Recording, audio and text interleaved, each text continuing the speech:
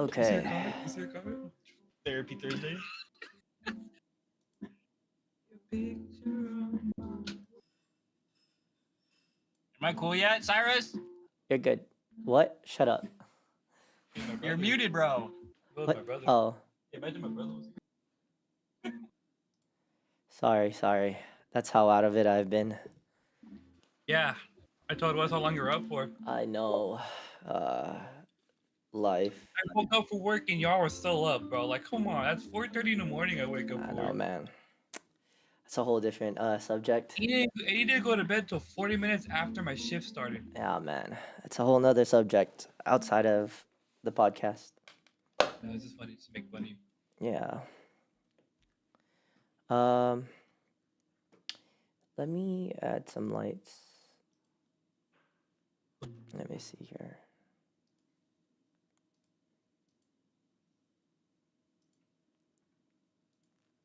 Okay. That was unexpected. All right.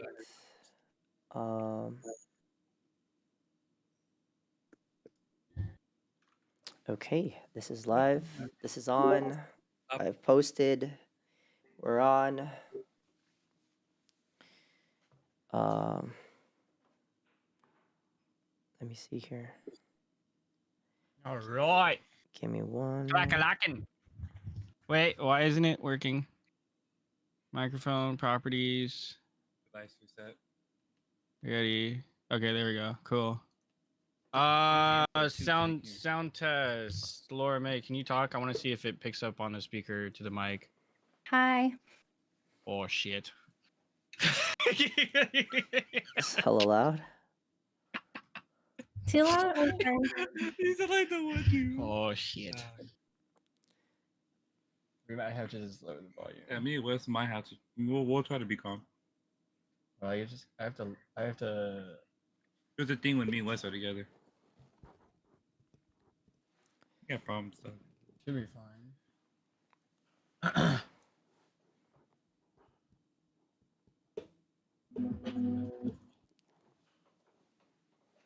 Okay, that's good. Yeah, music in the background when you do Hello. this? Never. What? You always have music in the background? What's up, bro? Nice to see you, man. Hans said, "What's good? Thanks for showing up, man. Feeling kind of sick, actually. I'm under the weather, but you know we're gonna keep it running till You're death. like super duper sick. You can tell by your energy. Till death do us part." You got your hands in your hoodie pockets. You're wearing your glasses. Yeah, we're committed. Yeah, my eyes are hurting. My head hurts. I have a migraine. My period is, here. It's that time of the month. It's the hardest feel week. you. That's so insensitive. Oh my God. Cancel. I'm like scared to put it down. All right, people are coming in, showing up. Hey guys. All right. Damn, your energy really is less than usual though. Hope you feel better. Damn, bro. Yeah. Appreciate it. Thank you for that well wishes. But yeah, man. I couldn't miss this topic. I think this is a really great topic for us to talk about. And I would love to not just me, but we would love to hear some feedback on potential topics that you guys would like for us to discuss, as you see that lately we have been talking about very serious topics. But we want to also make it very engaging and something that the audience would like to hear from time to time. So yeah, if you guys stay on through the entire stream, we will end this at 9 p.m. Pacific time. So we are trying to maintain a consistency episodes now of about an hour and a half. We usually start at 7:30, end it at 9 p.m. So that way we can have enough time for us to be able to discuss with you guys, the audience, about what you guys think of the episode and on potential topics, feedback that you guys might be interested in to hear. But yeah, let's get this started. I'll play a little bit of background music again, just to kind of get the mood up, because my energy is definitely down, and I apologize to everyone. yeah, I know everyone on the stream are the only ones that can hear this, but what's up, everybody? Thank you for being here. Welcome to Transparency Thursdays. Um, as you know, every Thursdays, this is an opportunity for me, Wes, Fierce, and Laura May to be able to discuss certain topics that we bring up. And today's topic will be about insecurities. And so there's going to be a lot of back and forth banters with each other. So I hope that you guys can bear with us. And please share your thoughts too, and maybe even some of your stories directly through the chat. We'd love to hear a little bit more about your guys' own insecurities. But yeah, just a quick disclaimer, as I always start off with. I just want to share that here on Transparency Thursdays, this is just an opportunity for us to be able to share our opinions purely based on our own thoughts and opinions. Unless we do talk about very serious topics regarding, like mental health concerns or anything like that, which has happened before in the past. Um, when those things come up, we definitely will try to cite sources and share with you some of the things that we've gotten to research and learn about. But tonight will just be based on our own personal stories, things that we would like to share with you all, and maybe something that you guys can relate to. So please do not take anything personal. And if you do, maybe the shoe fits. I'm just kidding, but not really. That is what Transparency Thursdays is about. Um, if you like what you hear, share something in the comments. If there's something that you want to share as well, we'd be happy to hear it. But yeah, welcome to Transparency Thursdays. Tonight, we actually have Fierce or Jeremiah with Wesley. We actually we were attempting to have like an in-person podcast for the very first time together as all four of us. But due to me getting sick and other people's schedules didn't really align, we decided to just go and continue the way that we always do, which is just directly through online. You will see finally an episode of our podcast where we will be all together. And it should be coming up sometime soon. Don't know the exact date, but it will be fairly soon. So keep an eye on that. Be on the lookout for that. And we're looking forward to having you guys be a part of that on our live stream. But yeah, so tonight, insecurities. Oh, Milo. Milo's like, what happened? Am I locked up? Jeremiah's grabbing the food. He's trapped me Uh, into having to eat with him oh on no. stream. The He ordered the food late. Oh wow. Milo's like, wait, what about me? Where's my food? What'd you He order? already got fed. If you um if you don't know, Milo is our fifth member of the Transparency podcast. And he decided to dip out. He's like, hell nah, I ain't joining this. I ain't telling you my insecurities. I'm here for the food. Oh, look at Milo. Oh, but Lorme was asking, what did you order? Yeah. You Okay. can, Okay. that's what happens when they're If in you the allow him to do that, then he's just gonna keep doing they're it. having a bromance. But like, anyways, what'd you order? Sushi. Oh, Ooh. I'm allergic. I'm just kidding. No, I'm not. No. I'm allergic to avocados, which sometimes they have in sushi, which is Yourself? actually a very American thing. I got katsu chicken, pretty sure it's katsu. Like, why do Americans put avocado in their sushi? It's so weird. Hot take. But yeah, we will wait for Jeremiah to get his food out, get it up and ready. Look You know what how I'm gonna do? I'm gonna put him in the crate and I'm gonna close the door. look at the Go for it. homie. Look how happy the homie looks, man. He's gonna be really distracting until we get Come done on. with eating. Hey, come on. Milo, I'm so sorry. Our fifth member of the team. It looks like you're Oh. gonna have to be since you didn't want to join us for the chat tonight and you didn't want to share your insecurities. Is Milo Oh, dude, I gotta eat no matter what. Hey, Yeah. that way. Jeremiah episode 50,000 and his 50,000th Come meal of choice for the podcast. Where's he at? Oh, Milo's sticking out his nose. He's like, but yo, I thought we were homies. All right, now that Wes is gone, time to message the stream. All Yo, right, I think uh, this is yours. yo, Jeremiah, chat said, Hans just said, yo, man, to be honest, I thought he was going to break the streak of not having food in the stream. Nope, it doesn't end. There's always going to be something No new matter to what, look I'm gonna forward have to. to eat something. All right. There's always going to be something.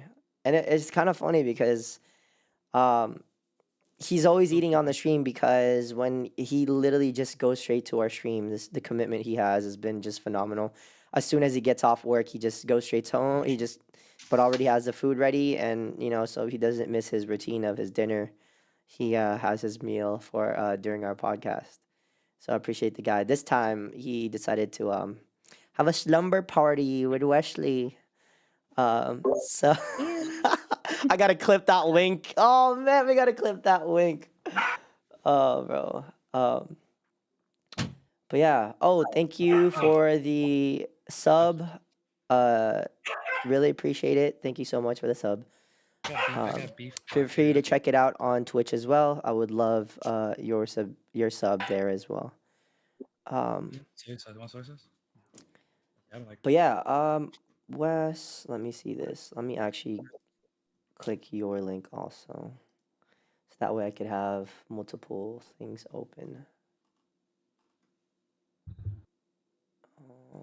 Chewing ASMR. ASMR.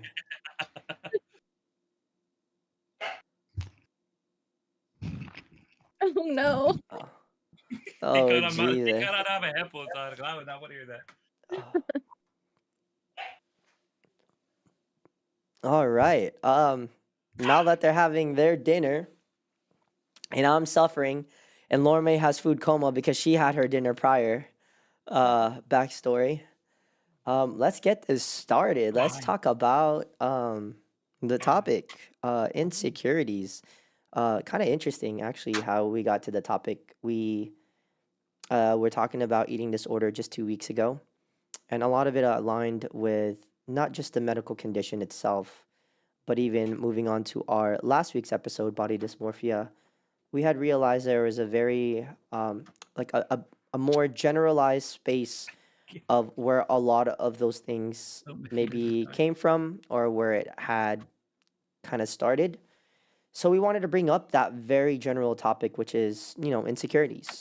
And I know a lot of people out there, unless you're just a perfect human being and you're God's favorite, which I really am envious of you. If you are God's favorite, please share some of that blessing. Because a lot of us out there and here on our podcast definitely do have our own sets of insecurities. And we are going to unlock them. Welcome to Therapy Thursday. I'm just kidding. Transparency Thursdays. We're not here to not here to mend or heal things. I'm here to damage you all even more. I'm kidding. My mind is just The everywhere. funny part is that one of my chat actually said, "Isn't it Therapy Thursday?" Oh, that's hella funny. Yeah, Therapy Thursdays. My mind is so jumbled. I'm just all over the place. So excuse my thoughts. Um, So, but yeah, let's get it started. Let's start with the two let's get it boys over started. there. all right. He's gonna attack me because I'm right next to him. Stand up for us. You know what, Jeremiah? We've never seen the. What type of insecurities do you have, Oh, Jeremiah? I don't have any. Not anymore. Liar. Not anymore. Literally 5 minutes ago. not anymore. 5 minutes I ago. told him I did have one. Yeah, like 5 minutes ago, and then all of a sudden he's like, "I'm healed." Okay, No, I Jesus did Christ, have Lord one and for Savior. the longest. Was it just when you were hungry and then you're like, actually, I'm okay Yeah. now that I have food? It's like I was I'm always only hungry, so insecure it's okay. because the sushi wasn't here yet. Oh, I was hangry. All right, bro. What kind of insecurities you really got, man? Let's share it all. I'm just kidding. Well, let's start with like, yeah, man. Do you actually have, anything that like growing up? Was there anything that you were like kind of like, not really confident about, or something else? Cat fears? Freaking no. I did have one. It was mainly one. It was the stretch marks I have all over me. I have it now, but I just came to acceptance of it.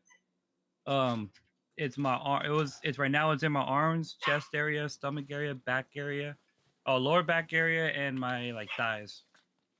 So I did my best to like hide everything. Like I used to not care when I if I swam with the shirt on or off, being this big. But like some point I did because I didn't want people to see all the stretch marks. It wasn't that bad on the arms because I was applying stuff to kind of like lighten it up. So I didn't really see it, but I didn't. It's not like nobody really looked at it. I guess it was just me, just like kind of annoyed with it because I know why I got it. Um, it's just I didn't like show I didn't like anybody seeing it because it's like for me it was kind of like uh. But other than that, that was like the only thing I pretty much grew up like having that kind of thing was the stretch marks. Interesting. Stretch marks. Um, it's funny how like you call them stretch marks, and then in this generation, because of this whole like like social media and like empowering people and all that stuff, the generation has changed and tried to alter these definitions and call them beauty marks. To kind of uplift people and empower them. I'm like, nah, there's nothing to be ashamed of with these so-called stretch marks.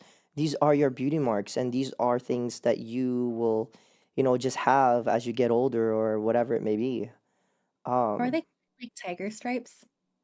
I don't know. yeah, or tiger stripes. Yeah, yeah, yeah. Like, I feel like tiger stripes is more definitely like a negative connotation to it. Yeah.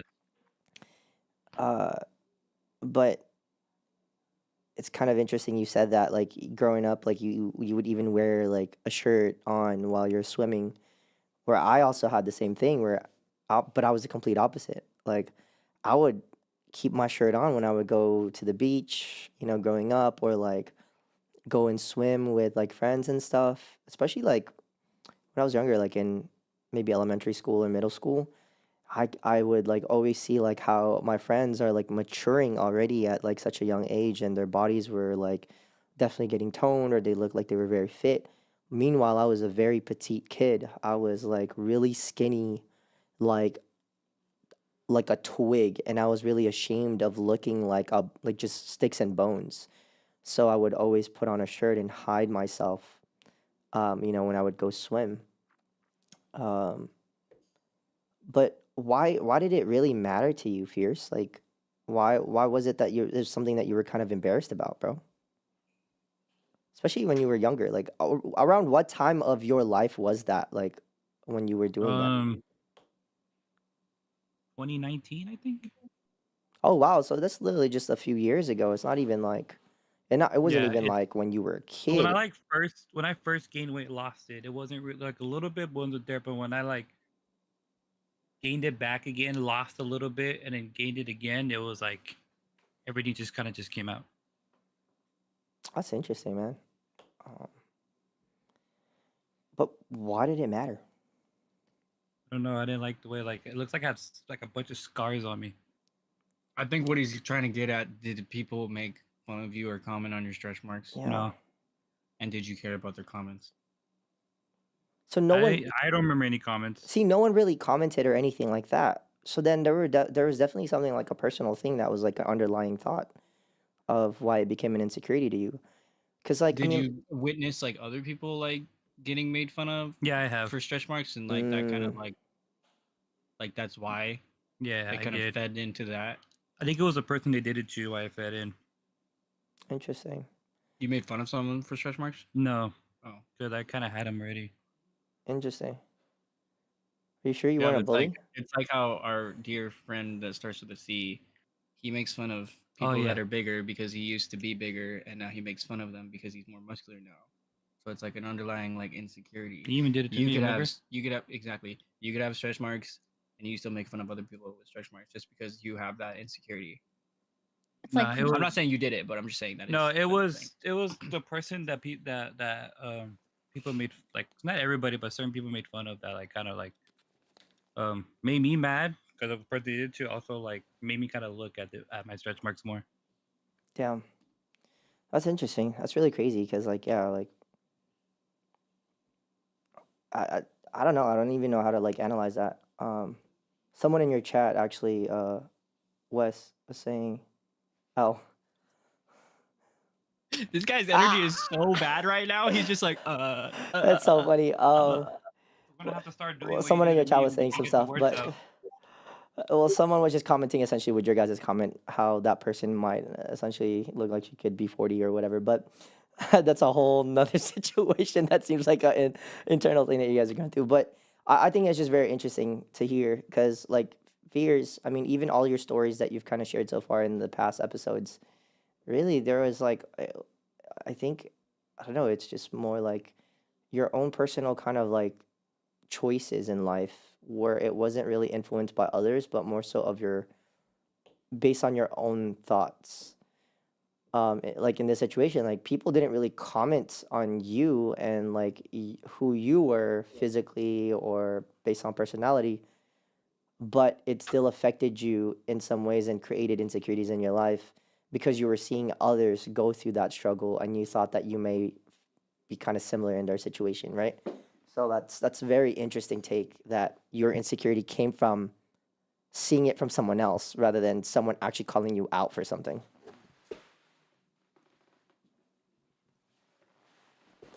I'm blinking out right now. I'm sorry. So we gotta give a quick disclaimer. We gotta give a quick disclaimer to fears. Fears. From time to time, we will kind of interject if he does share a story, just so that we can kind of put it together and stitch it together.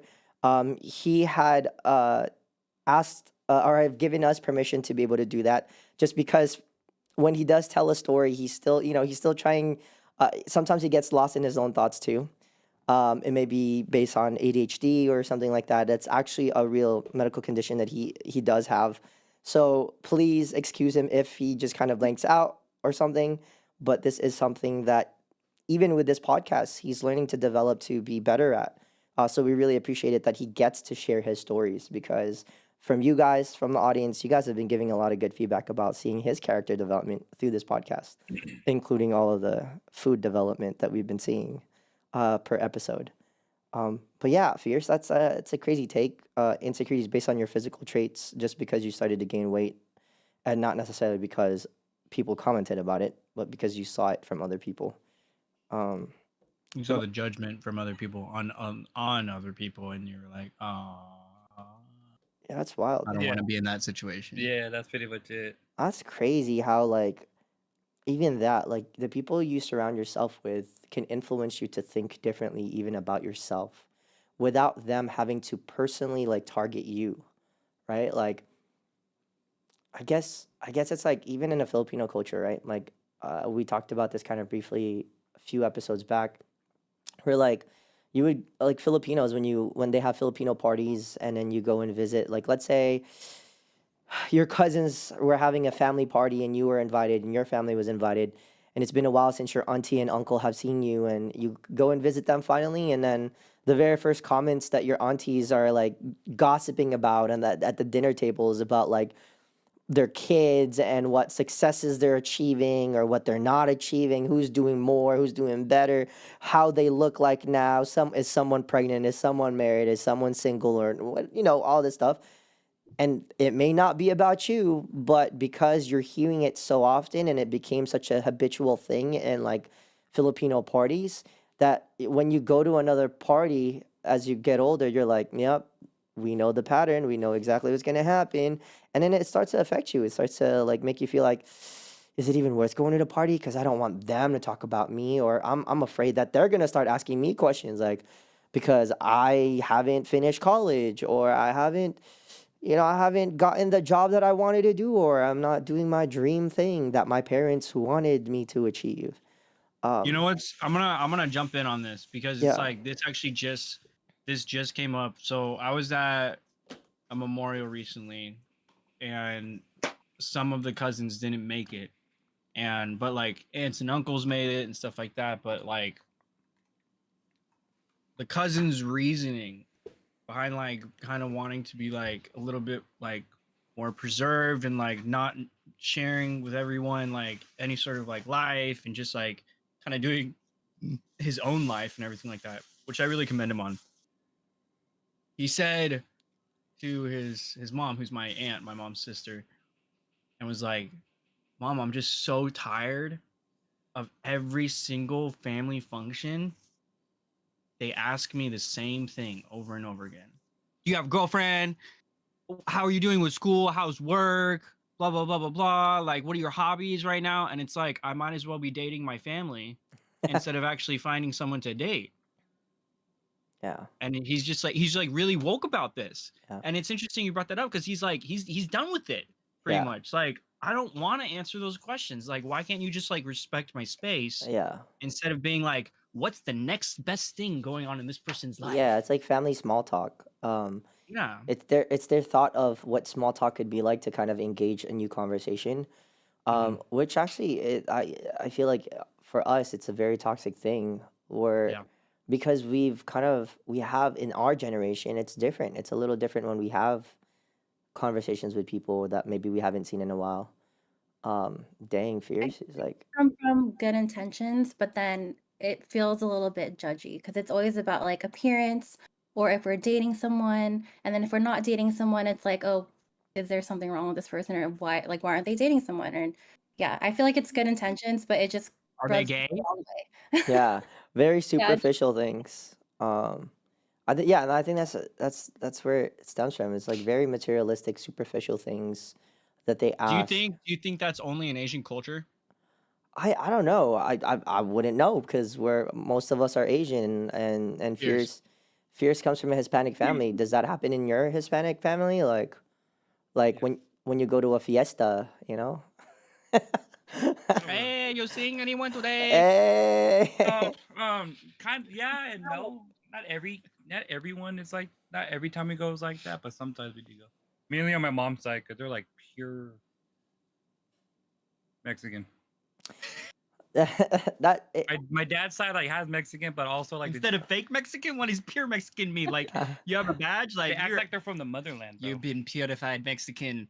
Like, what? the Yeah, they're House from of the motherland. Targaryen Nah, they're from Hayward. have You're the you're a have bastard. have the bastard childs. You're not a bastard child. You're pure. My dad's side is more the Puerto Rican Japanese, so like it's like a mixture. You don't really get much on that side. Well, Japanese people are very like reserved, like very conservative. Very You know, more about honor than anything else. yeah. I mean, conversations. And you deciding on your cow. Yeah.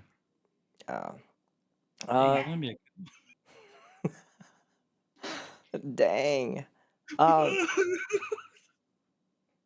But didn't mean it. I didn't mean it like that. That's actually it's in Mulan, okay? I know. Which is Chinese, not Japanese. I know. that's crazy. This is what happens when we get together. I'm sorry, guys. No, that's good. But Can you fierce. imagine us working together? You guys actually? I'm just kidding. I was like, you guys work together? Damn, that must suck. Not bad yet. Though. We were like that close yet. Yeah, I mean, now we need to be bad. But like, fears are those the only things that like you kind of had like insecurities about? Like, it's just your physical traits? It was just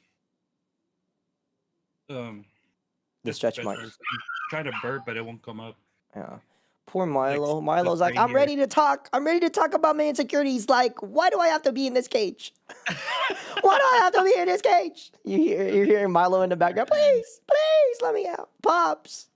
We failed. I gotta finish this. I before promise I won't eat your sushi. Just let me talk. He definitely will though. That's Yeah. the thing. He's a menace. And I'll unplug your internet so you can spend time I'll with plug me. your internet and I'll eat your sushi and I'll knock the drink all over your keyboard. Yeah. That's crazy. What about you, Lorme? Let's get to know you a little bit more. Ooh, I caught me a gnat. Uh, I may be sick, but I still got it. That's kind of gross, actually. What are you looking at? It was a I gnat. mean, aside from like, oh no. Sorry. It's them plants. I'm a plant daddy, so I don't got a dog or babies, but I do got plant babies. You wanna plant your seed in me or what? Oh, maybe And sometimes. you just daddy Offline? in general. Offline. Yo, chat said hashtag free Milo. Hashtag free Milo. It's gonna be our next episode. Did Milo ever escape? We'll free him once we're done eating. Yeah. Taking my time, so it might be a while. Hurry up. Dang. Yeah. What about you, Lorme? Sorry, I kind of interrupted, but tell us a I little think bit. aside from like the physical stuff, like my What's up, body Felicia? image issues and whatnot, I would say I think feelings of inadequacy and just not wanting to be a burden sometimes. So it might, I mean, I'm definitely working on it now, but I realize that sometimes I might not speak up because I just don't want to be a burden. And then in other cases, yeah, feelings of inadequacy, just never feeling good enough or like up to par with some things. Or if I'm too quiet, I'm just like, oh my God, this person probably thinks I'm boring. And then if I'm like yapping, it's like, oh snaps, I'm talking too much. Interesting. The yapping or like finding the fine line between like, am I talking too much or should I just be hush hush? And if I'm hush hush, like why are they thinking that I'm like, am I not interested or whatever? Like, Yeah. oh, what? Like, why? Like, why do you even think that way? Like, I don't know how to like ask questions right now, like without being No, no like worries. rude. I don't mean to Um, be rude, but like what is that? Is this something that's like a woman thing? You know, like do you um, think like most women feel this way? Like this whole like I don't want to feel like a burden to someone or um I think yeah, I think it can be, but I think I know where it stems from. It definitely stems from my childhood and just the way that I grew up. Like, we talked about in the other episode, my mom was very nitpicky about things and just always picking me apart. And then even if I ask for like a simple basic need, it was always like, oh, like you're asking for too much, or oh, like, pretty much just like, yeah, she's like taking care of me, like giving me the basic needs. But if I ask for something, it's just like, oh, like this is Really? what I'm doing for you. It's not very unconditional love, I guess you can say. And then just being the way that I was raised, I was very hyper vigilant of just like, tones or like her moods. If she's having a bad day, that means I was gonna have a bad day. Um, so I'm just very vigilant of like other people, and like I just grew up always putting other people's needs or like I guess their happiness before mine. Um, yeah. interesting. What Yeah, about your happiness though? Yeah, I'm definitely getting to that point now, like if people want the best for me, then they'd be happy for me that I'm putting myself first. So I'm definitely healing from that. I want to bring up kind of a hot take, maybe slightly off tangent. Um, Yeah. I think to understand from a woman's perspective, I've always thought about this, Hmm. especially like when it comes down to like, and this is like a very interesting topic that even like today, like TikTok people, people on TikTok and stuff will like create like kind of like a parody or a joke about it and make it very comical about like relationships. For example, you're in a relationship with someone, but you still have your past life that you were going through. Let's say you were very active in like going out with friends where you guys would go to the club or whatever and or party and all that stuff, right? There's nothing wrong with that. Some people their lifestyle is all about like socializing with others and interacting with others. And then you get in a relationship and like let's say like for you, for example, Laura, you get in a relationship and then your boyfriend starts to feel insecure about the way you dress when you go out with your friends. And then Hmm. a woman's excuse most of the time, I'm sorry, not an excuse, a woman's like reason, dang, maybe that's like internal, I'm just kidding. A woman's like reason would then be like, I'm not doing it to impress other people. I'm doing it for myself. Like I want to feel confident about myself. Right? There are 2 points of insecurities there. One, the man that's in the relationship with a girl feeling very like, why do you have to go out like that? Like, because other guys are gonna be like, looking at you, and you're clearly just seeking for attention. I Cause it's think hot. I think that's like very like toxic. Like what do you expect for a woman to do? Like There's no place freaking for put you on get a from. like a North Face jacket on and like big Out west. like Out west. snow jackets and Yeah. snow pants, cargo pants into a club. Like no, like you also gotta but then for the woman's reasoning, I want to hear that from you. Like I want to understand that like you go out and you dress a certain way that you don't normally dress when you go out, to Hmm. other places. But some people, for example, in LA or New York, in a fashion city or in a fashion space, you will see that kind of a norm, like where you'll see women out there just literally wearing like bras out or swimsuits walking out in Hollywood, like the Hall of Fame, you'll see that is very common.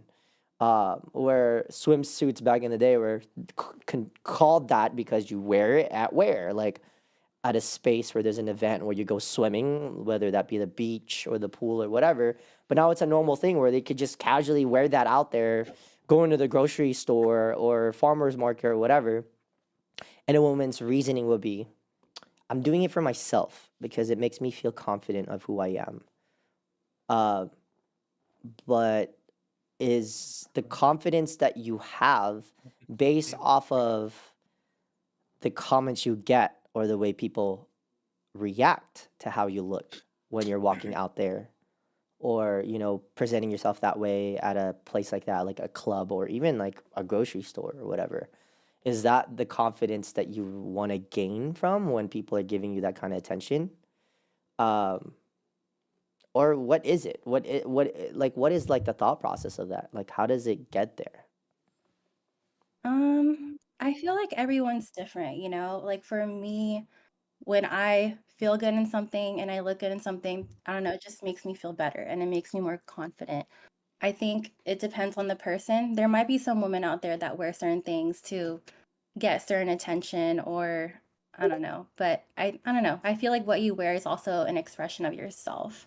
But I definitely have, I guess, had friends in the past where they wouldn't wear certain things or they wouldn't do certain things just because it bothers their significant other. But I don't know, to me, it's just like if your person feels confident in that, then just, and they're happy, then just let them be, you know? I think on the boyfriend side, that's just them projecting their own insecurities. And yeah, like if that were me, I would definitely stand my ground and just be like, you should be able to trust me. And let me do me. Yeah, because like I was thinking about it. There was this one conversation I had with a few of my friends back then, like that are women, which was a very interesting question. Maybe I was also kind of like intoxicated or something, but I thought about how like we were like our group of friends, and I were in a dining table. We're just like we were having fun, drinking, eating and stuff, and we got in a conversation about things that like make us like certain things that are questionable, but people don't really look at like deeply. And then you start like when you start to notice it, you're like, you know what, like that is interesting, like hot take kind of thing. For example, like women's bathing women's bathing suits and women's bra and underwear, for example, right? Kind of identical. If anything, a woman's bathing suits are actually closer to looking more of a lingerie, like a thong or whatever, because you're showing definitely more skin than you would with a bra or an underwear. But women out there can confidently walk out to the beach in bathing suits, but then get very like insecure or like shy when they're out walking around with a bra or underwear on. Just like like let's say if like at my home or let's say friends came over and they're like, I don't want to like be undressed or like be in my bra and underwear walking around in the house, but I can totally just casually put on my damn bathing suit and and have it look like be more revealing, and I'll be okay with that. Like the logic to that in my head, like as a man, like just does not make sense. That's like me saying that I'm gonna wear a shirt that's literally just a string that covers my nipples. Um, ver- Borat. yeah, like that, like a one of those like leotards or whatever, versus being shirtless and walking around. But I feel more confident being shirtless walking around than the leotard. Like, make it make sense. Like, I don't get it. Like, what's the thought in that? Like, why is there like an insecurity or like a shyness? Maybe not even an insecurity. Maybe it's a shyness thing. Like, what's the thought process in that? I'm sorry, the thought process in. Of like why a girl would be like, I'm okay with walking around in my bathing suit at the beach, but I'm not okay with you seeing me in my bra and underwear. At a grocery Like store? at home. No, not a grocery store, but like just like at Like home. like at home versus at the beach. Like Mm, Like like they'll specifically change let's clothes say in okay, another let's say like room. you're with a group of friends, same exact group of friends that you're about to go to the beach with, right? All of you guys are planning a beach day. You guys are going out to Yeah. go to the beach, and then So you're like, is it okay to be half naked at the beach, but not like in a in a bra and in underwear. a Yeah, like in your like loungewear, like bra and underwear, like underlayer or undergarments or whatever. Like, what is that? What is that? What is that like? What's the thought process in that? Like, why the logic? Like, the math ain't mathing to me. Like that's you're good. yeah, like you're gonna be with your friends, right? And you're gonna those same group of friends are at your home right now. You guys are getting ready to go to the beach, but you're like, oh, I don't want you to see me in my bra and underwear. But literally 30 minutes later, you guys are at the beach and you're literally more exposed than your bra and underwear. But you're I like, guess it feels more inappropriate when it's just in a setting where you're not supposed to be half naked, I guess. but It's societal norms. yeah, I was gonna say, but like, when was it ever? Technically. I'm sure there is a history behind this, but when was it ever a norm to be like completely bare, or almost bare? You know, wearing like string bikinis or whatever at a beach, right? Like back then in history, whether I think it was what 20s, 30s, 40s, um, women's bathing suits were actually one pieces, and then it changed to two piece, right? Because the whole empowerment and women changing and being like, no, I want to be more confident to say that I can do this, and like I don't have to conform to the norm or the societal standards anymore. Um, so it's very interesting to me that it's like what a standard was created and then makes you think differently, even as a woman, right? Chat just said, because it's a swimsuit which is designed for beach water, bra designed as underwear, and underwear has a connotation of privacy. But it still doesn't make sense to me. The privacy connotation or whatever the definition was based off of societal standards, based off of marketing, based off branding by companies that will tell you this is what you put on for privacy, but this is what you put on for non-privacy, which makes no sense because wouldn't you think the bathing suit would be more for privacy? Like you're more revealing in that than you would with a bra and underwear. I don't know. It's just a hot take that I wanted to It see from. is. It's a good hot take though because I feel like that does make a lot of sense in terms of like the hot take part, but I think it's just the societal norms and the intentions between it. Like it's not like a lot of people wear like lingerie as a normal. Hmm.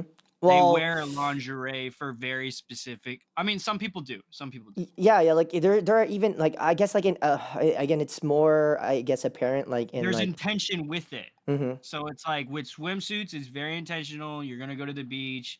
You're not gonna be naked all day or whatever. But like with like underwear, it's like More intimate? underwear. You know? Capitalism is what I'm getting from chat right now. Chat said it is kind of ironic though, and this is coming from someone that is a woman in our chat. Um, It is ironic. it is kind of ironic though, and yeah, we have been impressed by marketing, corporations, and capitalism, so people buy more different kinds of clothes. LOL. Um, I thought I just it's something I wanted to bring up because it's a very interesting thing where like insecurities can stem from. You feel insecure being in your bra and underwear, but you feel very confident in a bathing suit.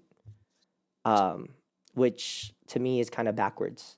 Because Wait, I have another topic to bring up. sure, What about if like you're going out with someone and or like just say there's a couple, right? And then the guy is following like Instagram models and whatnot, and the girl does not feel comfortable with that. And like, yes, it could stem from insecurities, but would you be like, I guess, okay with unfollowing those Instagram models and like understanding where she comes from? Because I know there are some guys that will fight it and just be like, she doesn't mean anything to me and stuff like that, you know? But in a sense, what about would the opposing partner, the woman that follows men that may be to the guy to the partner could deem to be for them uncomfortable for you to be following, Mhm. or the things that you like, right? Like these are societal things. I've had this But where's conversation. the underlying uncomfortability? Yeah, like What I've is the celebrity actually gonna do?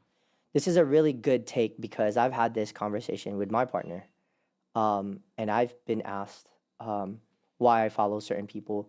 One, I'm in an industry where this may be very like controversial or argumentative, if I even said the right word, but like the fact that like I'm in an industry where my connections that I had met through this industry, meaning Hollywood or like the entertainment industry, there are a lot of very attractive people, right?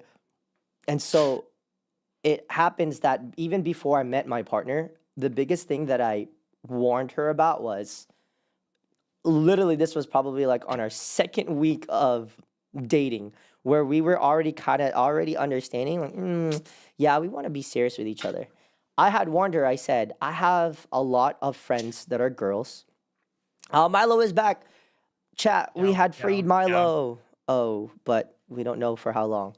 But I Mm. had warned my partner specifically, and I said I have a lot of friends that are girls, all from different circles and different uh work or lifestyles that they may have. And so I want to apologize in advance if this may be something that you might feel uncomfortable with. But um, if we want to continue to pursue this relationship, I want us to have boundaries and understanding of where this discomfort may come from, whether that may be an insecurity, like a personal problem, or something that really is problematic because I would end up causing something, right?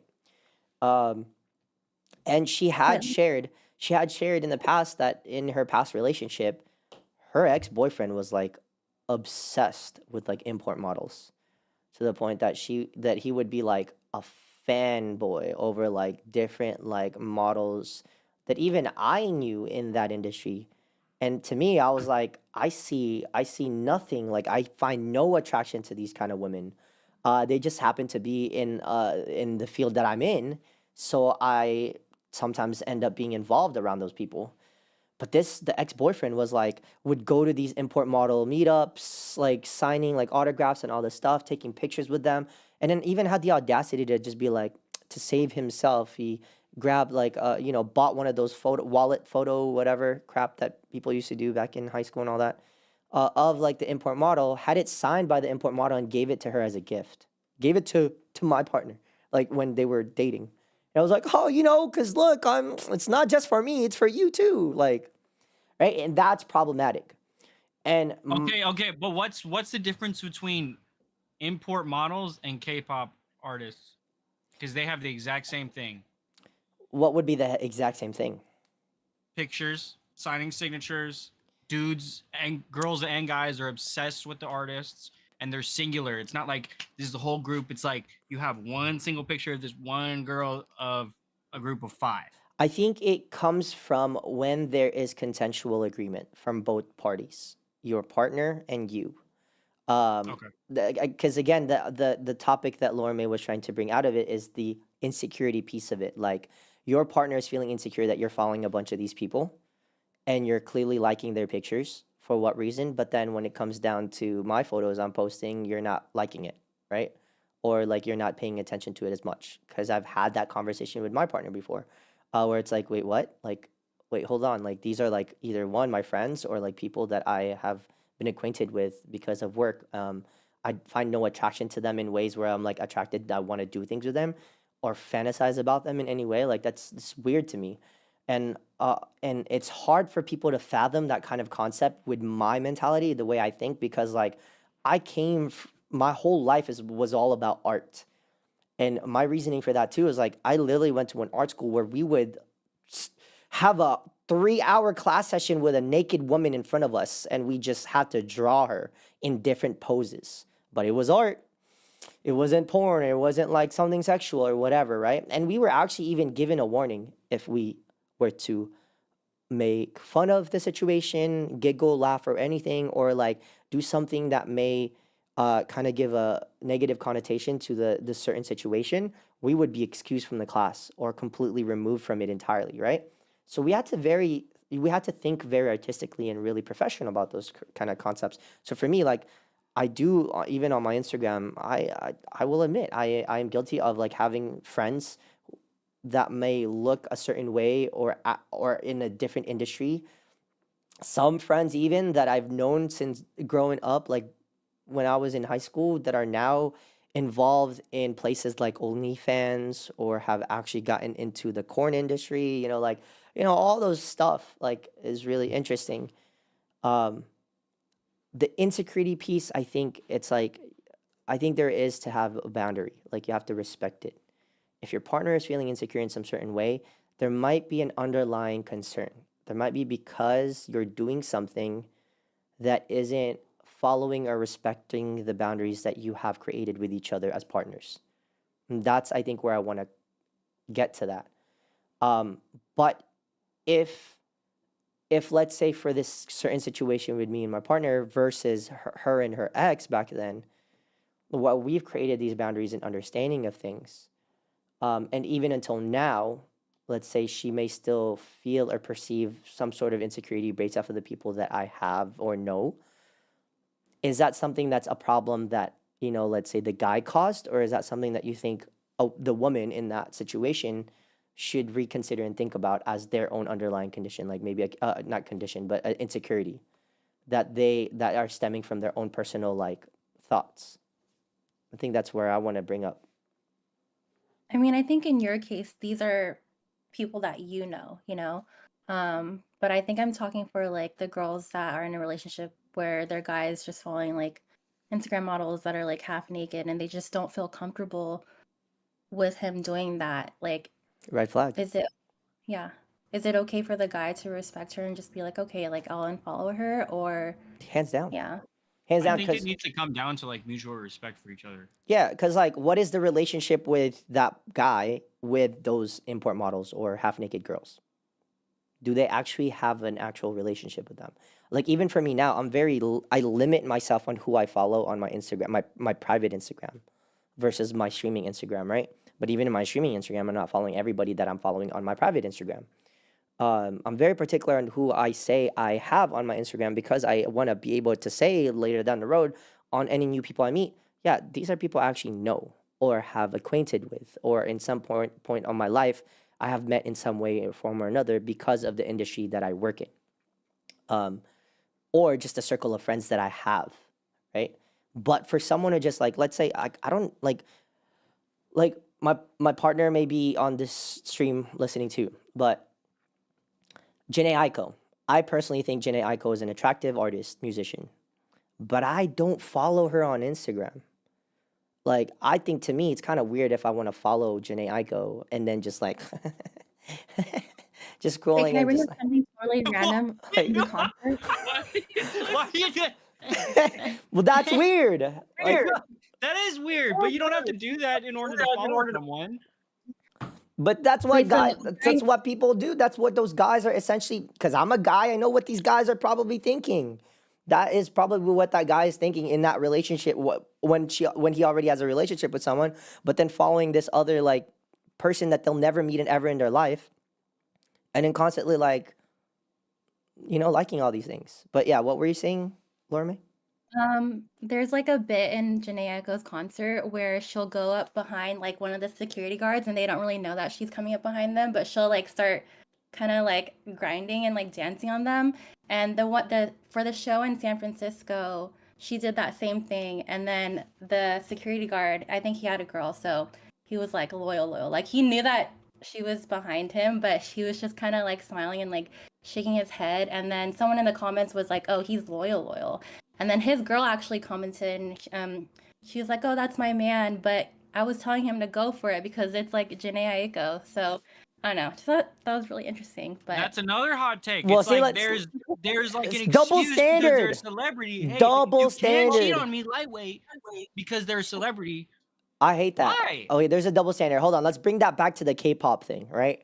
So like you were saying, the import model versus the K-pop. K-pop though, like K-pop artists, yes, they dress promiscuously in some ways, but still very conservative. Like they're not like import models where literally import models are like, I mean, now import models are getting signed by Playboy because Playboy is like dying out. Like it's a common thing now that's happening in this generation. Even influencers now are being signed by Playboy.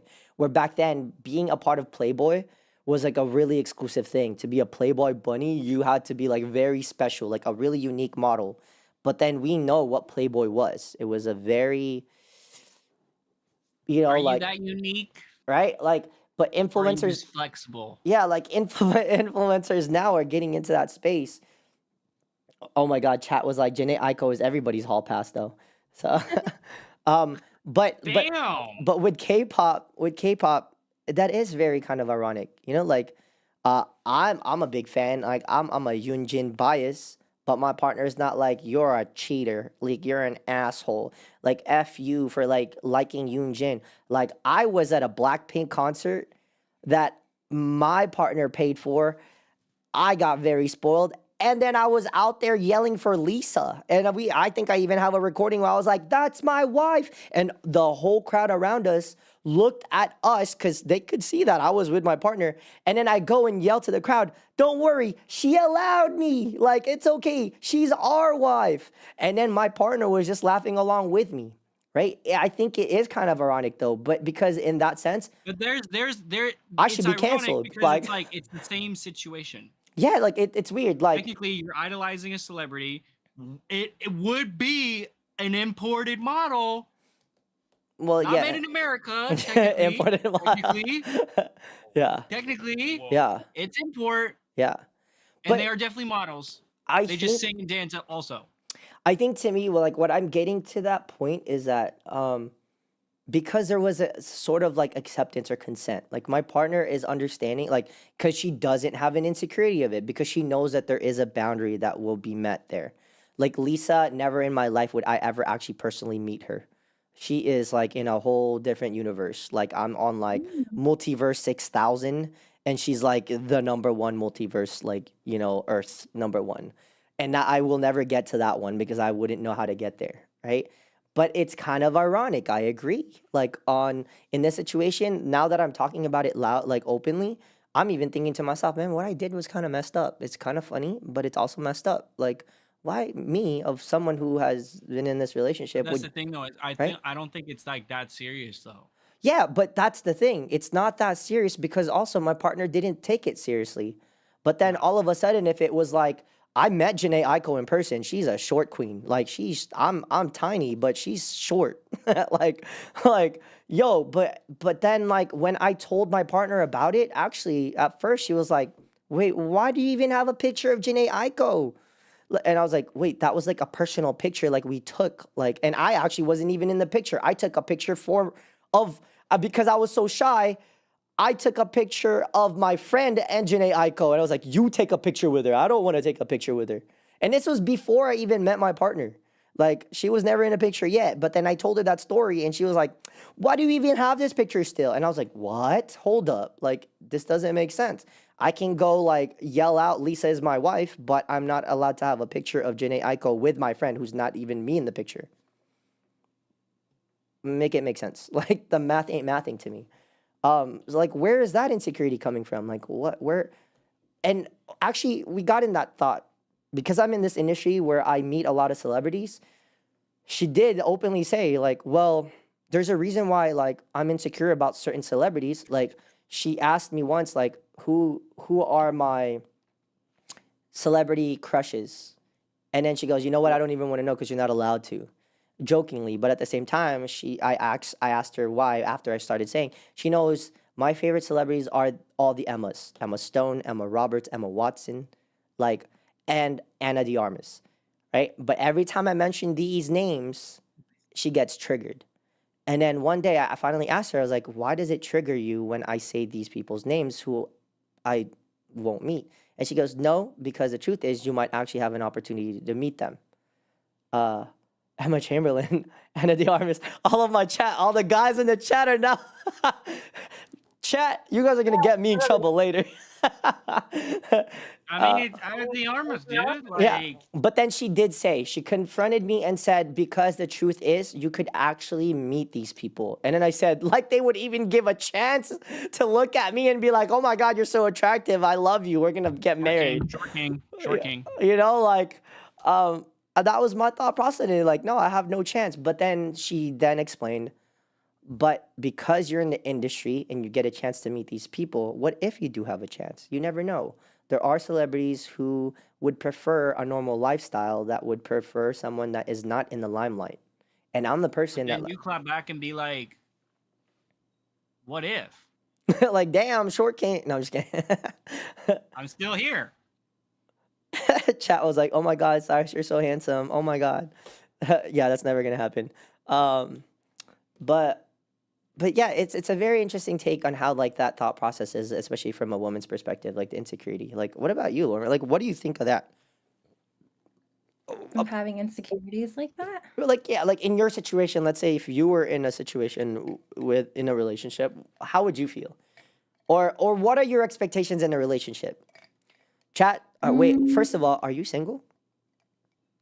me? Yeah. She's not. She's not open for a relationship though, guys. I just want to let you all know she's off limits. Tough love. Yeah, she's not allowed. Back off, chat. I'm not old yet. hmm But okay, but let's say your expectations in a relationship. What would they be? What would your insecurities be if like your In a future partner relationship, does something? like they have crushes like that. I don't I know. feel like it would Anything be in general, like anything in general, like in a relationship. What would you want to not like? What are certain boundaries that you would want to have with a guy Due because to insecurities. due to insecurities? Yeah. Mm, I don't know. It's been quite some time since I've been in a relationship, but I definitely have had insecurities where I would be insecure of the way I look. Knowing it, like if they have a type, it's just like, oh, I'm just their type. But then also, there's also been other cases where I've had, someone in my life where they found out that their significant other had like another type totally different from them, and that made them really insecure because it's just like, oh, what if I'm just not his dream girl, but he's like settling for me? Mm, interesting. I've had the What's wrong with settling though? yeah. Why is the word settling such a negative connotation to it? Because what would you want someone to just settle for you? Like, how would If that it make you works, I mean, if it isn't that works, like you're settling down.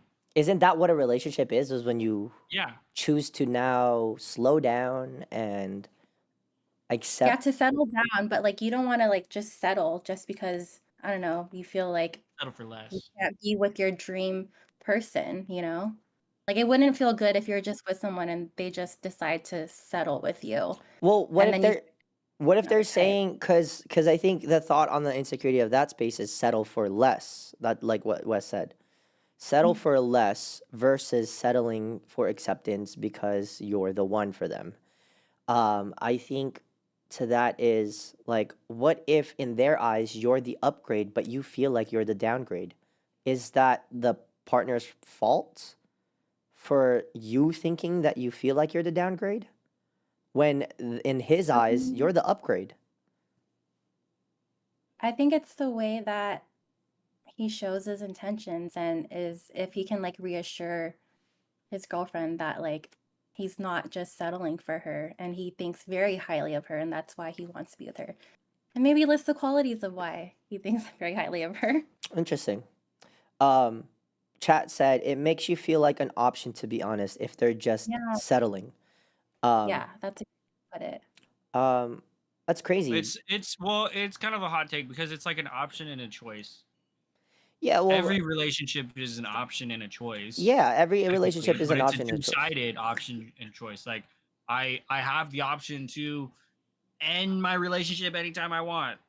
It's gonna be shitty, but like that's my choice, I mean, like in the dating scene, technically. especially in this generation, aren't we all options when we're out and I think it single? should be because if it's not, it's imprisonment and slavery. Yeah, like aren't we? Yeah, aren't we an option when we're in a dating phase? Like you're like there are a lot of people now that date in this generation that go on multiple dates, not just dating one person. They're literally like day after day they have a schedule Want like to see their options between 5 different man, people. yeah, man number 1, I'm going to go see actually and it's more common I think in a Man is woman. on Tuesday. Man 2 is on Yeah, Wednesday. it's more Man common 3 on a is on woman that's Friday. dating going out dating versus a man, unless the man again is God's favorite and he's like the macho handsome person, right?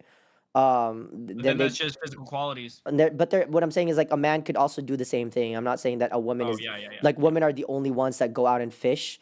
Men also do the same thing, but more commonly handsome men have the option to fish while the ugly ones have to just hope and settle for In a For way, you just want it right? yourself.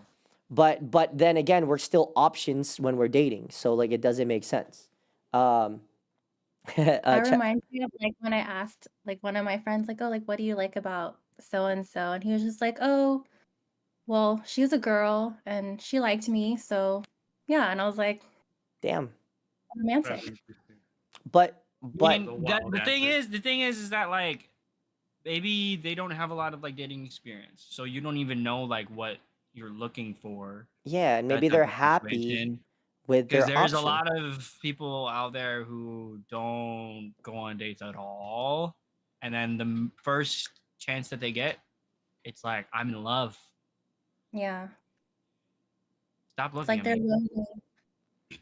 Like someone's just lonely. They're just like, this person's here. So I'm just gonna vibe with it. Yeah, and maybe like who knows? Like maybe the other person like it really just depends on the situation. Every relationship is so different. Honestly, it's mind blowing how many different relationships there are. Because like this is my hot take is that there's always like I when me and my girlfriend go out, I always see like these guys that are just like super monotone. They look super antisocial and like they don't even look like they dress well or anything like that. They look like they have horrible personalities and they have nothing going on for them. But then MGK. they're like Just kidding. getting literally dragged by like this like chick who's like very well done up and everything like that. And it's MGK. just like, Just kidding. how did you guys get together in the first place? If Oh, you just, like the Selena Gomez situation. Oh yeah. I don't Uh, even know about that so situation. Nick. Selena Educate me. Gomez, Educate me. Selena Gomez is dating this comedian, who He's like a music artist, I think. and he's also a Maybe comedian. a comedian. Oh, Yeah, okay. he's an act. He also does acting. He's in a show with what's his name, the little Dicky show or whatever, the rapper. Um, Oh, yeah, yeah, yeah. But Selena Gomez is dating this guy, and even everyone says like, "Yo, like, how did you bag Selena Gomez, bro?" Like, and he was in literally in different like interviews and stuff. Like the conversation was just all about how did he get Selena Gomez? It's like, why does that matter? Like, because in society they look at him as like, no, he's not a very attractive person. He's not handsome. He's not the man of what Selena Gomez's dream should be. But then if it was Justin Bieber in a very toxic way that they were in a relationship, it's okay. Just bring Justin Bieber back because Selena Gomez and Justin Bieber are meant to be. But this guy, who is probably a very wholesome person, deserves Selena Gomez, but society says no, he doesn't deserve her just because of how he looks, right? Like but the that's thing is that Selena Gomez is actually really down to earth. She's um like super down to earth hot, compared to like other celebrities. She's chat just said like, chat said huh? hot rodent boyfriends are the trend this summer. Dang, that's kind of tough. Like, well, Like Me? Do I look like a rodent? da- No, I look do I look like a rodent? Damn, I need to fix myself. But chat was also saying, tying it back to the whole like option thing. Chat said exactly, but we can't deny that even while in a personal relationship, you feel that lingering thought that they just chose you because they couldn't get someone they like or prefer being with more. But having that thought in the back of your head is a personal problem, in my opinion. Like maybe you shouldn't be in a relationship if you feel so insecure about the partner you're with, feeling like they would choose someone else. Like, why did you get in the relationship if you're not confident enough to be able to say, like, Trust yeah, them. this is my man or slash, this is my woman? Like, if you don't feel confident in that relationship because of your own personal vendetta to yourself, maybe you're not ready for a relationship. Because the most important part, in my opinion, about relationships, like, it's kind of weird that we're talking about relationships, but the most important thing about relationships is the confidence of self-love. Like you don't get in a relationship when you don't even love yourself. That's what I feel like. If you're not ready to love yourself, you don't deserve to love someone else. Well, you shouldn't. Or you shouldn't. Well, there's a lot of people that do. Oh, Benny Blanco. There you go. Benny Blanco. Selena Gomez and Benny Blanco are together. Yep. Benny Blanco is a good guy, very down to earth and wholesome. Yes, they've been dating for a long time. And like Sabrina Carpenter's boyfriend, who apparently isn't a very attractive person either, or in societal standards. Um, and like the main character from The Bear is not very attractive in some people. Some people think he is attractive. Um, And yeah, this situation about that, like, you know how like sometimes you'll see a relationship and people will comment on it and they'll be like, dang, how did that guy get a girl like her type thing, right? um and it's crazy, the people that comment like that are usually the ones that are very insecure about their own, like, about themselves. What? Just gonna put it out there because Did you just flip it on me? oh, well, truthfully, bro, like, well, if the shoe fits, bro, I'm not, I don't, but I'm saying, like, in that situation, like, when people say that, like, how did a guy like that get a girl like her? Why does that matter about how they look and how different they look with each other? If love is love, like, if they feel confident, May not be love though. well, if they feel comfortable with each other, that's their own thing. That's not your problem. Like, mind your own business kind of thing. Again, I think that stems from a personal, like, for someone to comment that way, I think stems from a personal problem. And that could I don't come like the off. bag thing. The bag thing is like Yeah, it just sounds women are just like objects. respectful. Oh, and They also what's that? they also say pull. Like, how did you pull her? Yeah, how did you pull her? I'm like, I didn't. It was gravity that just like came to, like, I was the positive magnet and she was the negative and opposites attract. Yeah, I like their image. um, hello, Okay, hi, disagree. chat. Thanks for coming in. Um, I saw something recently how people will attract others based on their psychological wounds. So if you have like an abandonment wound and I don't know, someone like, do you guys know about like attachment Oh styles? my gosh, like the whole mm, fixing thing. Fixing thing? There's a whole fixing thing, like fixer girls, where they're like they get in a relationship so that they can fix. yeah, Oh, the no, I was girls. thinking Yeah. about that. I was thinking about like, say for example, if someone has an anxious attachment style versus avoidant, like those people usually push and pull each other in because of their psychological wounds. Like they're feeding into the wound and then triggering them in some way, and then it's just keeping them in this cycle. I don't know if that makes sense, but yeah, it was just something that I saw Unhealthy. recently. Yeah, something that I saw recently and how people will attract others based on their psychological wounds. And Mhm. I think for some people, maybe they might get into relationships even if they're not confident and like love themselves. Maybe they're getting into relationships to get some sort of reassurance that they're worthy of being in a relationship or that they can pull this person. Um, just a thought. It's really interesting. Even chat is saying like, oh, I was that guy before. I bagged one of the prettiest and popular girl in high school, and then in college, and then my one of my childhood friends actually currently on this chat, has said same LMAO. The message before that one, which is like I was that guy before.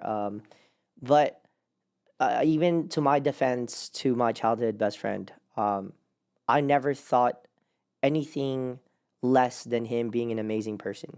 Um, Maybe I'm biased because he's my best friend, but also I also believe that, man, like, as a cis man, straight man saying it to another homie, he was always a very attractive man, but he was just himself. Like, he was a very soft spoken, shy person, and he didn't feel truly confident in himself. But actually, when we were growing up, I was always the one kind of teasing him. I'm like, come on, bro. I know you're going to get that girl. Like, I know you really like that girl. Just tell her. Like, tell her you like her, bro. But he was always so shy. But when he moved to the Philippines and he was in college, man's changed all of a sudden. And he's like, hell yeah, yo. Like, I got this going on. Um, and, he can't deny it that he was like, things changed. But maybe also because, like, he started to realize that, like, a lot of things aren't really just about physical appearances. And this dude is a very savvy, smart, and a very fashionable person. Like, this dude rocks like the cleanest fits all the time. Like, he works in the medical field. You know what they say, the people in the medical field, like, they always in their scrubs, but outside their scrubs, they're like the most fashionable people out there. Yeah, like my homie's like one of those. Um, Travels the world all the time, like, pretty amazing. I'm trying to ship him, if you guys are out there, if y'all single, ready to mingle, my homie's single too. I'm just kidding, but but but my point is that he had his own insecurities because maybe at a point of us growing up, he was always comparing like our circle of friends where we were getting girlfriends left and right. Meanwhile, for him, it was harder for him to connect with a girl. But then when he got into college and then came back to the U.S., like, things were a little bit different. Like, it was easier for him to kind of mingle more, talk to a woman, um, you know, compliment them, say things, and for women to actually be attracted to him. And I don't think anything really changed, like from when he was young, in terms of like what I would say, like anything about who he has always been. Nothing has changed about him since he was young till now. But the only difference is that he started to finally believe in himself that I am who I am and I can get a girl if I wanted to. Do I choose to? Maybe or maybe not. Um, and he said, yeah, yup, 100% super shy and insecure back then. Um, but maybe what also helped him in some ways is like all the successes that he was able to achieve to make him feel more confident that he was capable of doing other things, including being in a space where he can be in relationships. Um, and chat just said confidence is attractive. And it doesn't necessarily mean you have to be physically attractive. Um, I actually get this a lot from even for me. I used to think my partner would never have chosen me, truthfully. I used to think that I didn't have a chance with her. She was like a 20 out of 20, maybe 100 out of 10, and I was the 1 out of 10 guy. And I considered myself as that guy that, damn, how did a guy like me get a girl like her? But till this day, 8 years later, she laughs at everything I do or say, or when I joke around and stuff, she is still laughing. And then I said, you know what? As long as I can make you laugh, even until this day, that means I'm winning. That means I know I'm doing right in the relationship.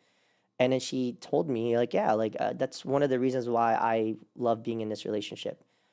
And she has shared that, like, it wasn't just all about the physical looks, it was about that I can be attracted to you in many ways.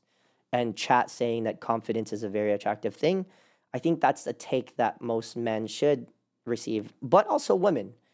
Being confident in yourself, not just physically, but in your own mental state and your mental being, allows people to attract to that kind of personality. You know what they say, like same minds attract each other, or people that positive attitude and positive vibe always create like this atmosphere where everyone wants to be attracted to it and wants to gather in that space. That's what I believe in that kind of situation. And that's Well, why, you have to have the confidence to like take the risk. yeah, If exactly. you don't have the confidence to take that first step, like even like ask someone out or compliment someone or something like that, then it's just like you're not gonna get anywhere. You have Yeah. to have the confidence to at least take the risk. That they could say no, they could say yes. You don't know. Are there other insecurities, Lorme, that you might have aside from just like the physical things that maybe like growing up, your upbringing, and what your mom has kind of traumatized you with? Are there other things that you may have insecurities about that maybe you haven't even shared with your own friends? Time for you to Um, expose to the public. I think just feelings of shame and just feeling easily embarrassed. Like about Um, what? I don't know, like literally just anything. Um, I don't know. Like even if there's like an awkward silence with someone sometimes, I might just feel like really awkward that I feel like I need to say something because I can't stand it. But you know how like sometimes silence is like the most attractive thing to like or like be in a space in. There are some people they say like even the silence that we have um kind of gives me peace knowing that you can be there to accompany me without even having to say anything. Yeah. Um so like why does it feel like you have to fill the silence? Um, I think it just goes back to my feelings of inadequacy that I'm not like up to par, like I'm not filling in spaces that I should, or I don't know, that I'm too much this or not enough of that. Where did that come from? Like why do you think that way about that space? Um, I think it was just the way that I was conditioned growing up since I was always kind of like You hyper need to be vigilant of like performing. my mom. Yeah, like I just felt like I needed to perform in order to be loved or in order to be like rewarded with things, Mm, to feel like worthy of things. So that's just something that I am working on. interesting. Fears. I know you are in a music ministry, right? Like what kind of instruments do you play? At my church, I depending on mainly I play the guitar, but if like my drum teacher isn't there, I'll play the drums, or if my bass teacher isn't there, I'll play the bass for him. Were you always good at playing those instruments, like growing up? Did like God just magically give you those gifts and like you could just perform like crazy and have a concert on No, your own? I'm still. It's my fault. I'm still kind of like basic with the guitar, but like kind of like stopped practicing for a while. Um, Drums, I just have no room in my house to be able to put my electric setup, and I have like so many basics that my uncle always tells me I can use and want to practice. At this point, I've kind of gotten lazy. Not lazy. I've kind of gotten like stuck in like doing other things Have you and not practicing. have you ever been like insecure about you not being good enough to play those instruments for your music ministry? Damn, No, dude, because this I know I'm still in learning stages. Even though I like the drums, I played for like 15 years, but I know I'm still in the learning stage have of it. you are there other people in your music man that definitely play better than you? Dang, Okay, my lights my are drum light. teacher. So your drum teacher, aside from that, like no one else? There's another guy who plays really good, but I mean, I don't really compare like, oh, they're better, I'm better. No, I we're swear. all gifted. We all, it's all about different styles. Because the other one person that will come and play, he has a different style of playing. So it's all about the way you learn to play. There's so many different ways to play the drums. I'm learning right now. I'm learning double bass pedal rock metal music. I'm learning how to like both my feet. It's kind of hard coordination, but it's a learning process. Saying the word coordination is a little hard with I coordination. couldn't Saying the even word say coordination. that, dude. That um, was wild. it's really interesting, man. I really am so curious about your brain. Like sometimes I wish I could just like unravel it and just like magically like, There's a if I had lot. like a Harry Potter Like wand. Sherlock Holmes, dude. It's like a Yeah. whole Like pyramid. you're so peaceful. Like if honestly, if Jesus Christ like was reborn and like came back to earth and this would be the time we found him. He's fierce. Like Jeremiah is him. He's him. Is him. Like dude is not insecure. Dude is doesn't compare himself to others. His insecurity didn't stem from other people like commenting on him. It stemmed from the fact that he felt sympathy sympathy towards others. Like he was feeling bad about how people were being mistreated, so he thought like, you know what, I don't want to be mistreated like them. That's where his insecurity came from. Like that's such a heavenly thing to say, man. Like and not even touching based on religion, but like dude, like where I actually I'm curious, like where did like your mindset really came from? I think when I was getting to know you in the beginning of our podcast and like Wes introducing you to to me, you kind of shared a little bit about that, but share with us again, like how did you become like in this kind of like how did you get into this kind of mindset? Because you said back then you weren't in this mindset all the time, especially growing up. You were a rebel kid. You did a lot of things that you weren't really proud of, as we all did, as we all grew up. But how did you get to this mindset where you're like, I don't need to feel insecure. I don't need to compare myself.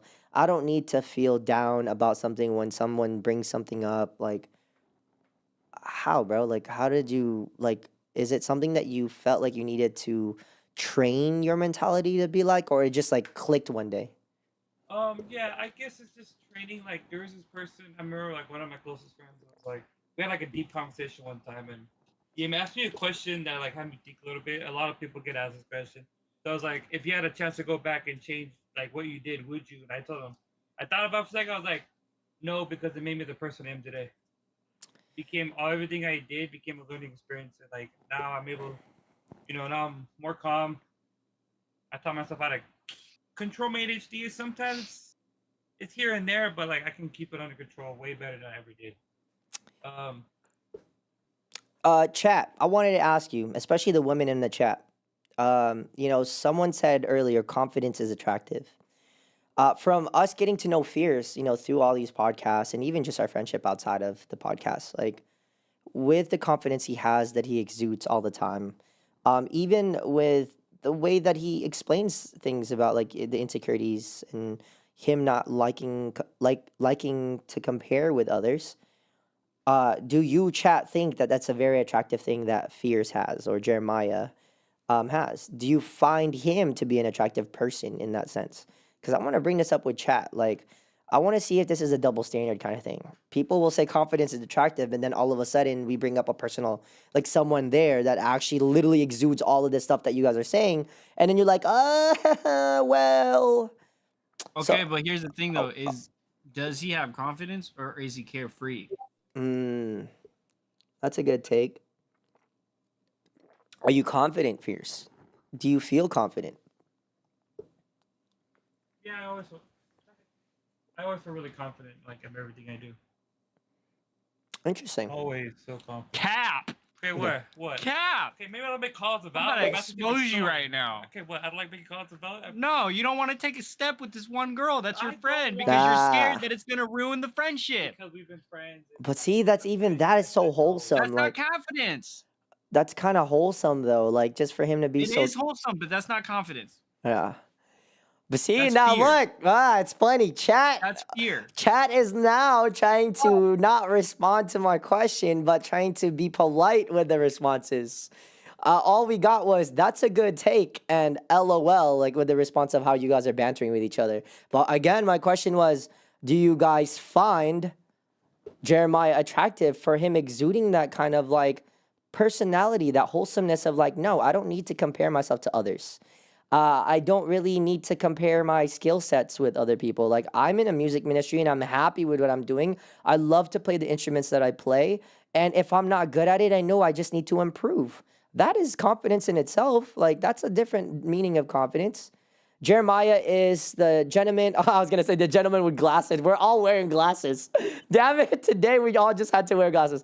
I love wearing Monsters Inc. Monsters University. Jeremiah is the Monsters Inc. Monsters University. W Riz, W Yeah, Riz. W Riz with Milo. Clearly, Milo is saying he's a very attractive man. Yeah, clearly Milo is thinking he's a very attractive man. The gentleman with So, what do you guys think, chat? Do you find attractiveness in a person like him, or the answer is really not there? Right? See, that's a double standard in my opinion. It's like everything that a woman will say about something like, I just want a nice guy. It's like kind of like the Jeremiah, the one who's always eating. Yeah. Yes, Jeremiah is the one always eating. He is our man that always provides the amazing food.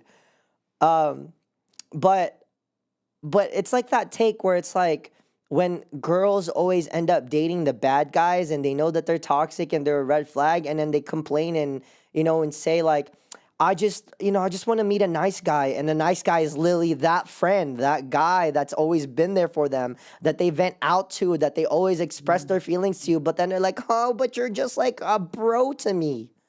Damn, dude, Jeremiah's got Riz, bro. I can't say anything because I already like someone, but I think he's okay. Let's go, chat. Woo. And there was another chat that was like the man with the beautiful beard. Yeah, the man with a beautiful beard. But see, that's I think that's the point I was trying to get to. And There's I a hope double standard because like you want a great personality, but it's like that's not all you want. There's very much a double standard of you still want physical attraction. Yeah, but I also I applaud and I hope that the chat is being transparent with us as much as we are being authentic with our answers, because that is the point I wanted to get to. Just as they commented earlier, confidence is a very attractive thing. But when someone is exuding a lot of insecurities, it kind of pushes other people away also, because they feel that there's like this just negative aura or like energy that's just like, it doesn't sit well with me. It seems like there are some underlying concerns that I don't really want to be involved with right now, right? Chad also said, I like that Fierce, or Jeremiah, seems to know himself and have security in himself. Everybody here is cute. But someone also said, Vincent, I could say his name. Vincent said, that's my fears. That's but yeah, it's really interesting. I like being able to hear that insecurities could also be something that will falter you from achieving something more. When really the underlying concern of it is that you're insecure because you feel that you're not good enough sometimes. You feel that you're not attractive enough. You feel that you're less and less and less of something that you want to create that you're creating a pedestal of. Um, right? Uh, Fears has a good balance of self-esteem and insecurities with himself. Insecurities that's not totally because of other people. Yeah, yeah. I think that balance that he has is what makes him a very attractive person, even as someone that you want to be friends with. I said this to Jeremiah and Wes before even Laura May became a part of this podcast, but I wanted to welcome Jeremiah to be a part of all of this because I really enjoy having camaraderie with people that just exude positivity.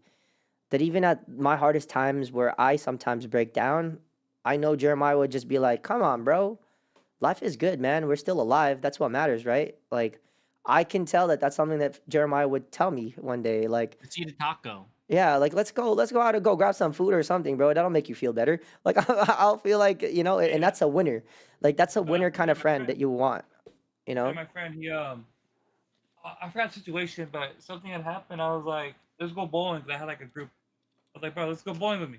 He's like, all right. So we're going bowling. We were out a couple hours, just to get him out, get his headspace, give him some away from his house. I think someone had passed away. I can't remember. I You was can like, take me out to go bowling. we work different schedules. It's not like I Yeah. can. I know we said that we would end at 9 p.m., but this has been such a great and interesting conversation. And Chad, I really appreciate you guys being here. We have a lot of people actually in here. So if you're in here, say yip yip. but but yeah, I know we've kind of gone over. It's 9:07. We can continue for until 9:30 if you guys want to.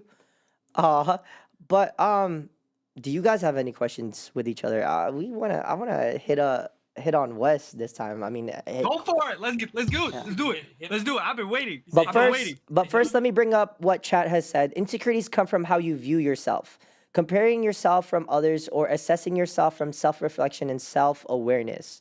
I really like that. That's a really great take. And that's so true. Like insecurities are like that. I don't think it always stems from comparing to others, though. Yeah. Yeah. And then wait, and then whether you want something more or do something more because you know you can. I like that part actually. You compare yourself sometimes to others or to something else because you believe in yourself that you are capable of more. And that's a very interesting take. And it's funny that it's both kind of contradicting. The insecurity is that you're not there, but the confidence is that you're aware you're capable of it, right? And that's the battle that most people have internally is that the insecurities is stems from the overpowering of knowing you're not in a space that you want to be, whether that be physical traits, financial stability, career experiences, whatever it may be, or just personal life goals and dreams. Um, and chat was like, I know we were supposed to end at 9, but can you all be here all night? Um, and what's the reason you compare yourself to others? That's a good question. And please, yeah, chat, if you guys have questions, ask us.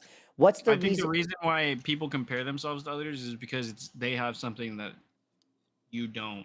I think for the most part. Yeah, which ties in with what another person said in the chat is that it's literally a reason to grow. It's just wanting to have more or something that you don't have based off of someone else's experiences. Laura May and Fierce, what is your guys' take on that question? What's the reason you compare yourself to others? Because Jeremiah, in some ways, you may have not been given comments of your physical traits, but you looked at someone else and sympathized towards that experience from that person. So you decided to not you decided, but you started to feel insecure about yourself. So in a way, you were comparing yourself with someone else. So what is your definition of that? Um, give me a sec on that question. Yeah, like why? What's the reason you compare yourself to others? Is the question. What about you, Laura May? How do you respond to that question?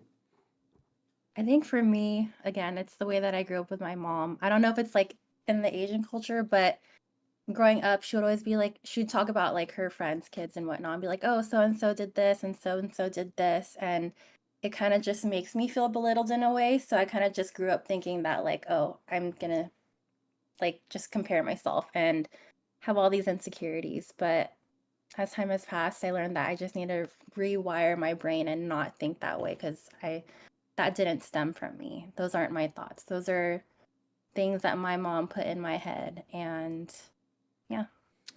It's interesting you're sharing that because someone in the chat also said, in my personal experience, I compare myself to others because my parents always did so growing up, so I thought it was a normal thing.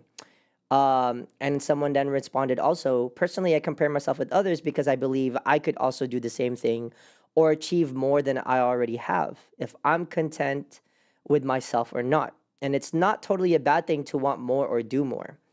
And another person in the chat said, "My parents always compared me with others, other kids, same as it seems like same as Laura May's experience." And then someone also agreed. Actually, two more people agreed and said same. So it's crazy that these are all similar things that we all kind of grew up with. For me, I wasn't. I don't think I was ever compared to with other people's families or kids. I have three older siblings. I was always compared to.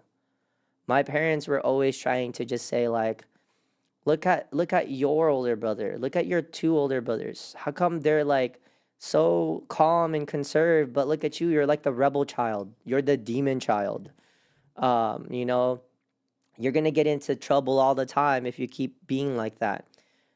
Even like in the Philippines, it's a common thing even to this generation, to this time, where having siblings meant you were competing also in education. Who had the better, at the end of the day, who got more honors and rewards and medals and got a better test grade or whatever. And if you were doing less than your siblings, you must be the dumb one. You must be the illiterate one or the not, like troubled kid. So that's really crazy to me that I was compared more to my family than it was to others. But a lot of people can say that they were very, it was like a comparison of how other people had something that you guys didn't have.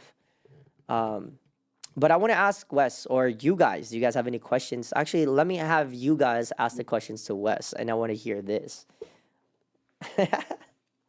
Wes, did you think about your biggest insecurity?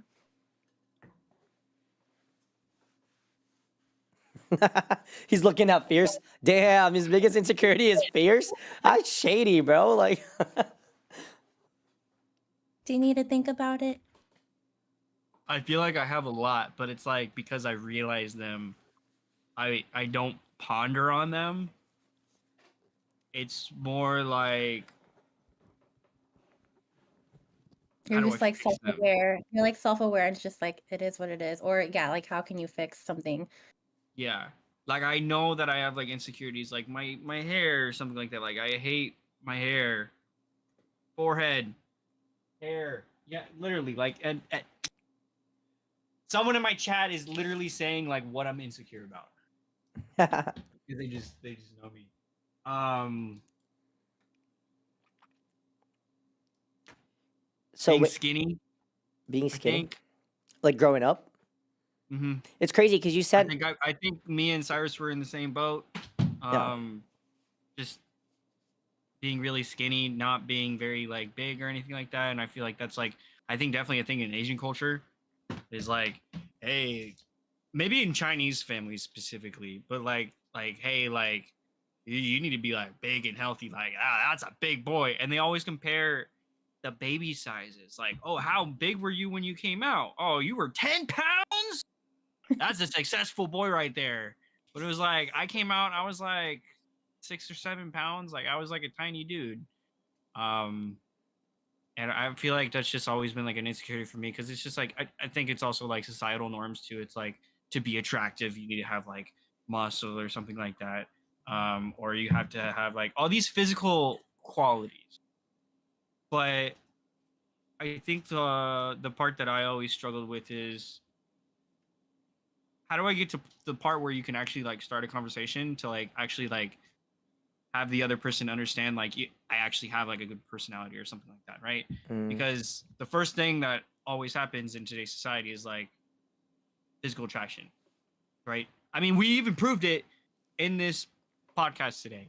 yeah, Hey, he's cute yeah, because but he's confident, right? yeah, But then chat didn't want to say nothing about it until way later. They're like, well, he is cute, but yeah.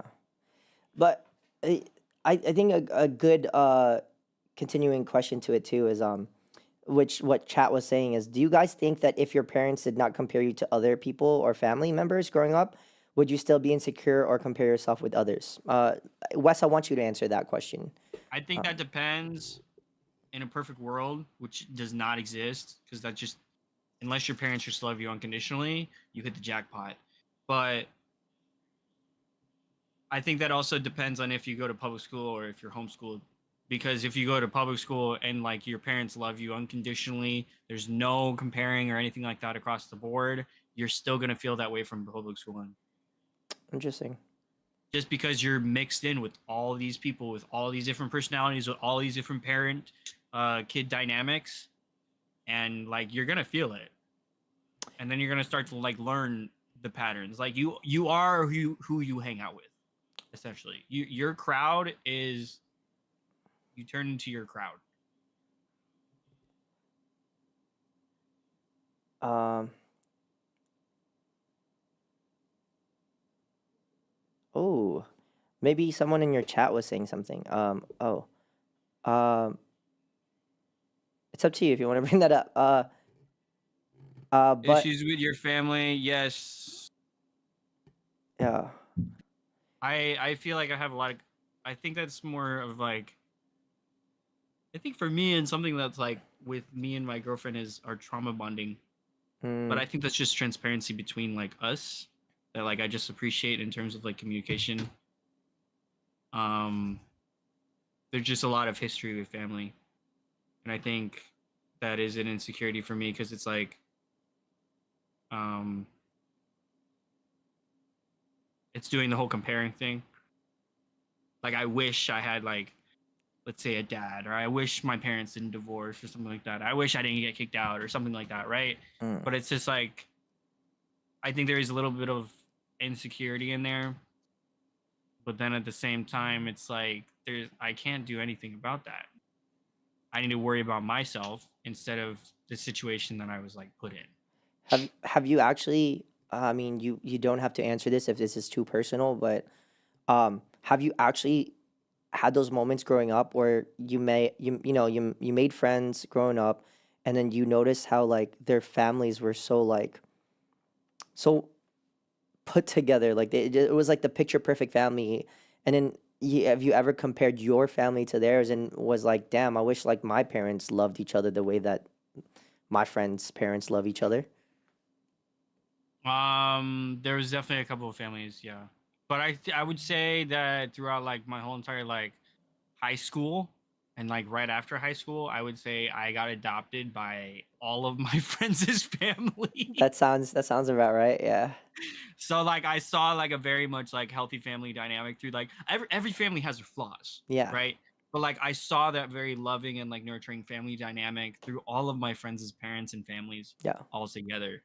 Um, even Jeremiah's parents, like they know who I am, and they're like, "Hey, do you want to go on this trip with us?" Blah blah blah. Like it's like not even a big deal. It's not like they're like, "Why are you gonna invite him?" No, Yeah. they're like, "Hey, what's Wesley doing? Do you want Yeah. to come?" Right? That's awesome. Um, I want to touch base on your homeschool experience. You mentioned it briefly. You were homeschooled versus going to a public school. Were there anything was there anything in that experience where you were being homeschooled that you started to feel insecurities about? Like, did you feel like, damn, why am I homeschooled versus everyone else? They get to go out and go to public school, or did you think that was like, you know what, that's a blessing. I don't have to deal with that. I don't have to go to that public school and like maybe humiliate myself or have to like impress people or whatever. I could literally just be here and chill and be myself.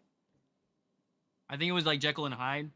Like some moments I'd be like, man, I really wish I was public school. I'd have like so much like fun, like doing like different activities and like maybe even sports. Who knows? Yeah, Um, and then other moments I'd be like,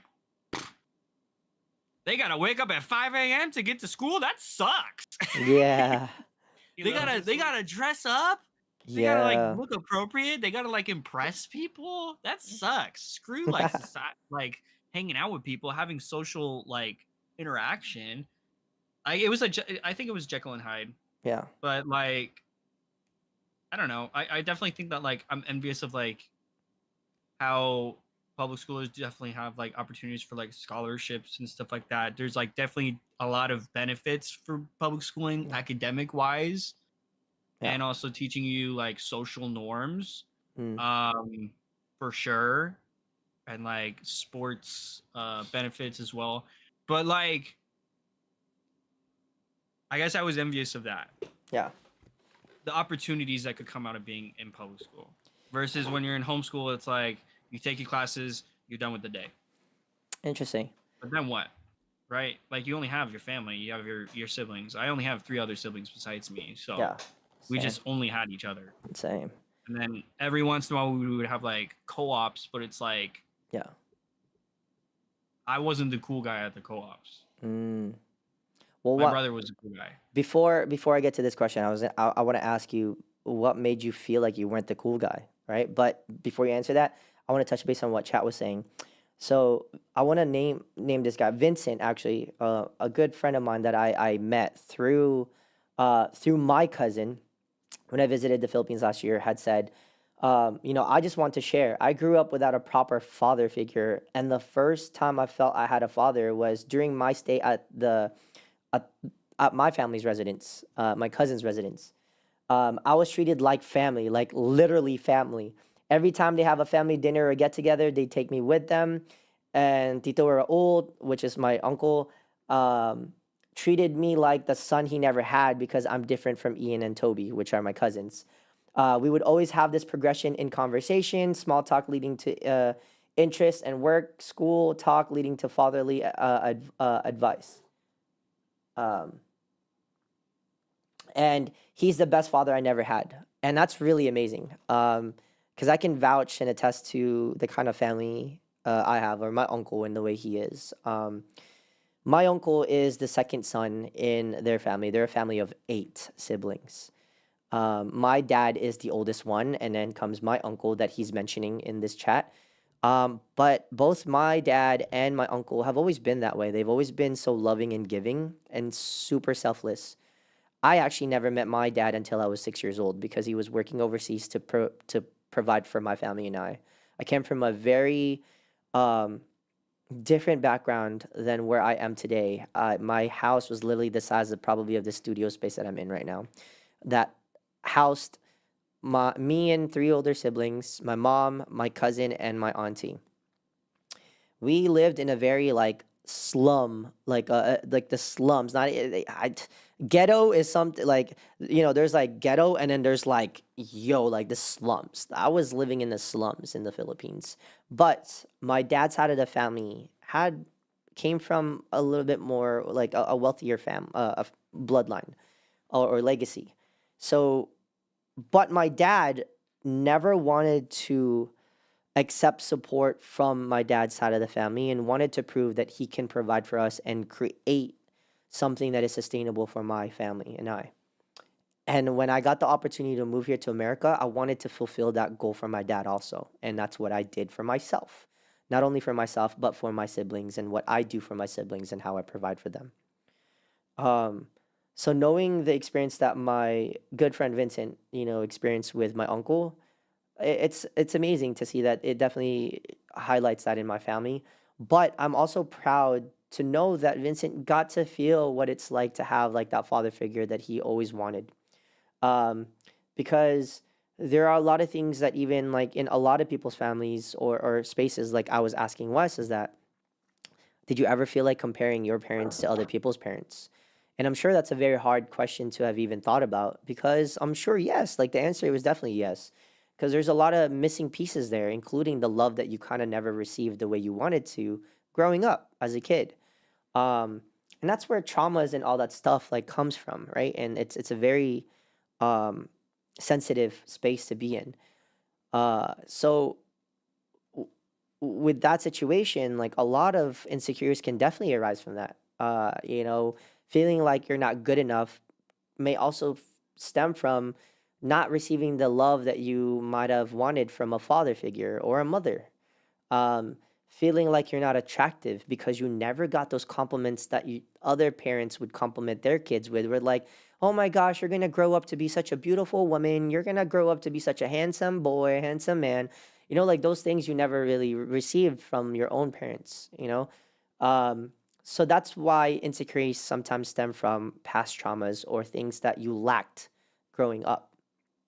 But also, what I learned, like from fears, for example, insecurities can stem also from empathy and sympathy towards others. When you start to look at someone else going through hardships and you start to realize, like, dang, like, I may not know what that person is going through, but I can only try to comprehend the feelings and the hardships that they may be facing. So I want to feel like a little more humble of myself and maybe also be a little bit more conservative of who I am as a person. Because again, Fierce was never, or Jeremiah was never, like this kind of person he is, where he has this peace of mind and clarity. He was a very rebellious kid growing up too. But then one day he started to realize that, like, why am I doing all of this? Why am I constantly being such a rebellious person? What am I really rebelling towards, right? Those things start to really seep through like Jeremiah's thoughts. And that's what allowed him to become the person he is today, which is someone who is just at peace with life. Um, so insecurities can come from a lot of places. It doesn't have to be from trauma. It doesn't have to be from childhood, like parenting and all that stuff. It really aligns with the generalization of everything that goes on with life. Capitalism, the way social media influences us to think or act a certain way. And Chad actually just said, the family we're born with and to the family we make along the way are two different things. You cannot choose your relatives, but you can choose who is in your life and how important they are to you. Wait, hold on. This is Ed. Wait, uh, Ed, bro, can you come in the chat for like 10 minutes? I didn't realize you actually messaged me. I'm so sorry. I do not look at my Discord. I know you're there right now in the chat, but please hop on the chat and uh, but share us some of your thoughts for at least 10 minutes before we end this. Um, hello, hello. Well. What's popping? And then the one scene from Fresh Prince really hits home for me. How come he? Oh man, this makes me want to cry because I remember that episode. How come he didn't want me? How come he didn't want me, man? Or how come he doesn't want me? He was saying that to his uncle in Fresh Prince. Fresh- But yeah, Ed, elaborate a little bit more about what you just said. You cannot choose your relatives, but you can choose who is in your life and how important they are to you. I personally I come from a very very broken home on both sides of the family. I'm actually I'm Spanish and Italian. So my Italian side of the family was racist towards my Mexican side or Spanish side, That's and my crazy. Spanish side was racist towards my Italian side. So to them I was white, to the other ones I was Mexican. So I never really fit in either way, and it caused a lot of dilemmas. And I mean, I inhibited racism from both sides, especially like my grandparents. Like, they were older, and they looked at my dad and my mom like they had committed this crazy sin. One was Catholic, one was Christian too, so both sides. But I also come from like drug addiction too, like my family on my mom's side and everything. And obviously I suffered like immense amount of trauma when I was growing up, enough to where it triggered did or multiple personality disorder, right? Creating those safe spaces in your mind, and have a bunch of different like contrasting elements to that, because of all the traumas. My mom was a really big drug addict, and my dad was not, he wasn't a terrible father, but he was more of a friend. And what I really meant by that is at one point in my life, I realized I was different from my friends that didn't have parents and whatnot and growing up. And instead of feeling sympathy or like expecting people to feel sympathy for me, I use them as an example. I I decided to learn from their mistakes to like etch my path in life. Um, I still have resentment. Like it's hard to, even after all these all these years. My dad has passed away, and my mom's still alive, but I don't have a relationship, nor do I want one with her. Um, but yeah, I mean, it triggers tons. It's a root cause of insecurities. Parenting is everything. Like I'm telling you, as a parent, and it's sad to like see other people have to deal with it because if you can't choose to make an example of people that have brought bad stuff into your life and do potentially the opposite, if not better, whether it's positive or negative, then you're going to be stuck in this loop, this forever loop of, you know, trying to seek validation from your parents, trying to seek validation from your family and everything. And it's not beneficial for any one person in the world to be like that. You know, we shouldn't have to do that, especially children of our parents. Like you should never need to seek validation as a child and or as you grow up into an adult and you're still like trying to do that. Like you don't need to prove anyone anything. And that's why I said a lot of it is a choice. You know, you choose whether you want to carry that burden or you want to have friends in your life that like recognize your accomplishments and whatnot because that's the real family you make, you know what I Yeah. mean? Yeah, it's really, yeah, I like that you touch base on that. Like, yeah, like seeking validation is essentially like a like the piece of that, the insecurities that we have, or that we created in ourselves. So the validation is what kind of approves that those insecurities should no longer exist, right? Um, and we sometimes form or create these things in our inner selves, like our mental state being, and or even like the way that we act towards other people. Like for me, like when I uh talk or like play video games with Wes and Jeremiah, uh, I act completely different than how I would act with my friends that I know in LA. But it's not necessarily because like I'm being fake to Wes and Jeremiah, or I'm being fake to my friends in LA. But I have these like certain kind of like, it's just like the dynamics that we have are completely different. I can't act. It's not that I'm faking who I am.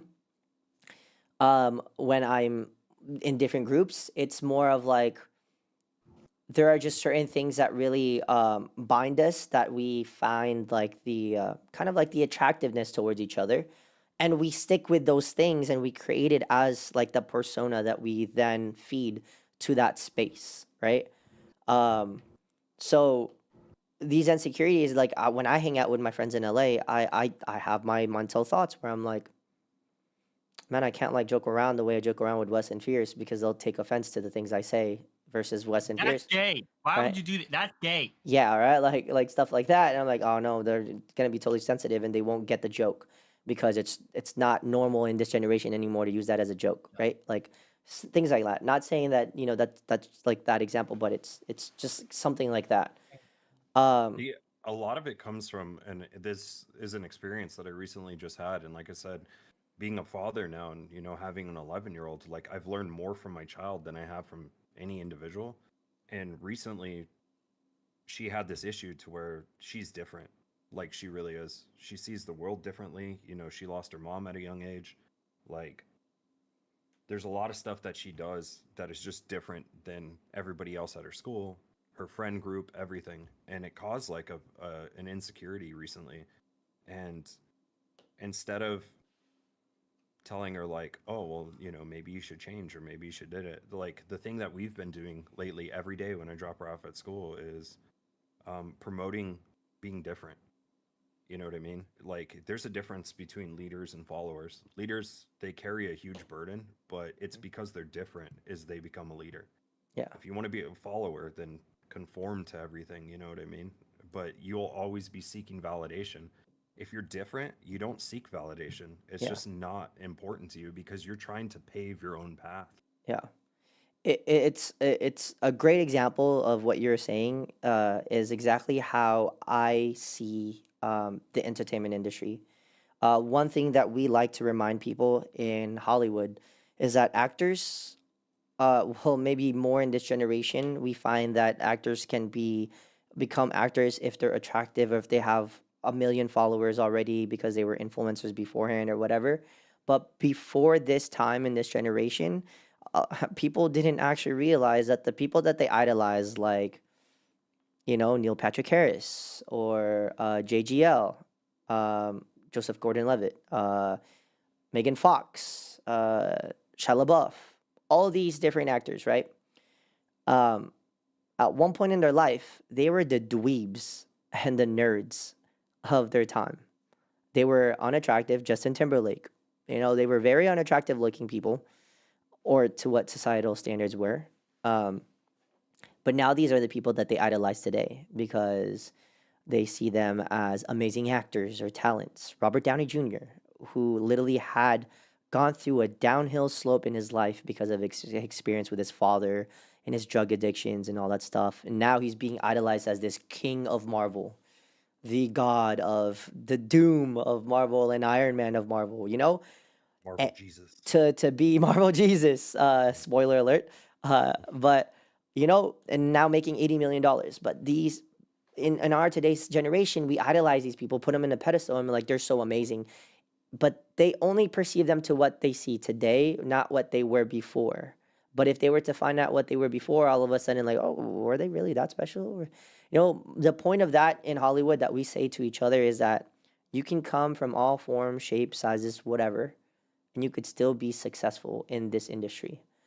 Um, and it doesn't matter where you came from or your upbringing was, as long as you strive and work your ass for it. That's how you'll get to it.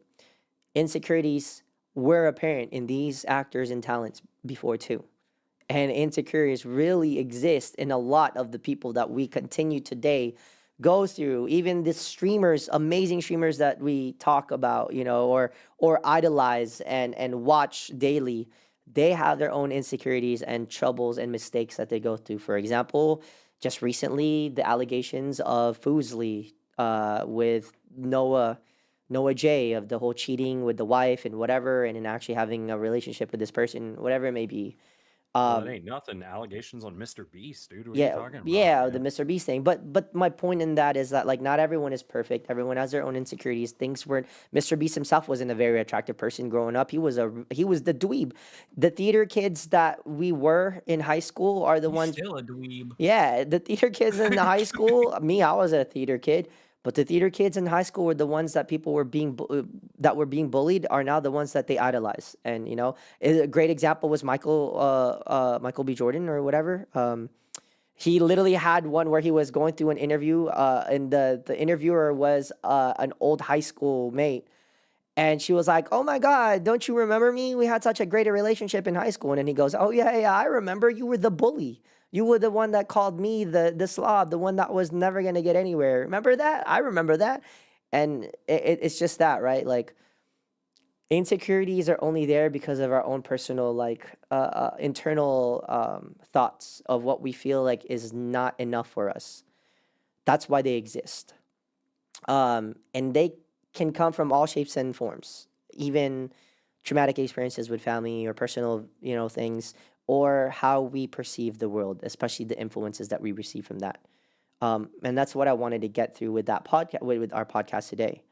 Um, I want to ask one last question that I want to end it with is that part of you, Wes, where you felt like you weren't the cool kid, even being homeschooled.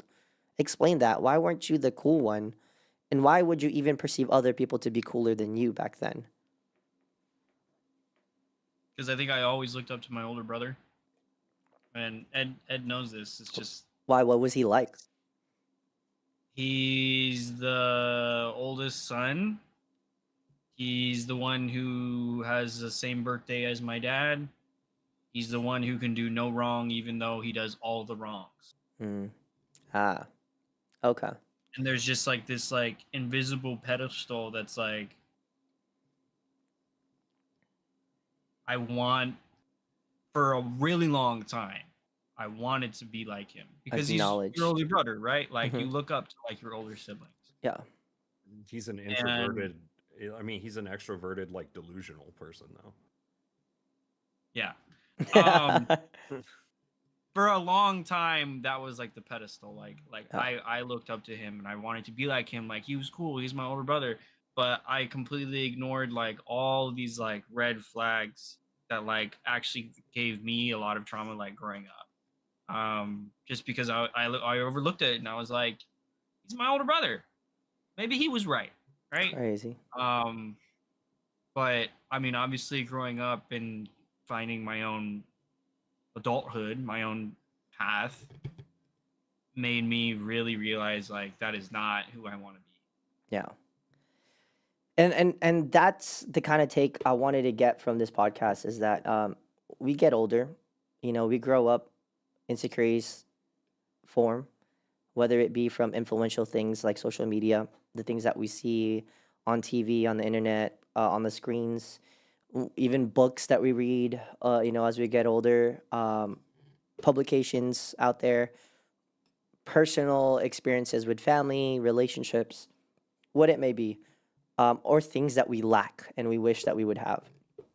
But at the end of the day, it all comes down to your own personal growth and what you need to do for yourself to kind of relieve yourself and remove those insecurities from that space. Because what you may think or what you see in the mirror as a reflection is still at the end of the day completely different than how people see you. In other people's eyes, you will always be someone else. And that's the crazy magical piece of life is that no matter how many times you look at yourself in the mirror, how people perceive you will never be exactly the same. And that's why when you go through like a illustration practice, like you can have a student, 5 students that have perfected or are in a master class of illustration, and they sit you down as the piece, the art piece that they're going to draw, and all 5 of them will draw you differently because they were all 5, despite them being a master at drawing, and to say to recreate what you see in front of you right now, and I want it to be recreated to be completely identical to what you're perceiving. When you put those 5 images together, they're all going to still look different. And so that's what I think we should be reminding ourselves is that no matter how many times we try to compare ourselves to other people, no matter how many times we wish we want more and this and that, finding acceptance in what we have or acknowledgement of the things that we can achieve on our own. Again, I want to bring back what Vincent said earlier. It's where did he say it? He said, which I really liked,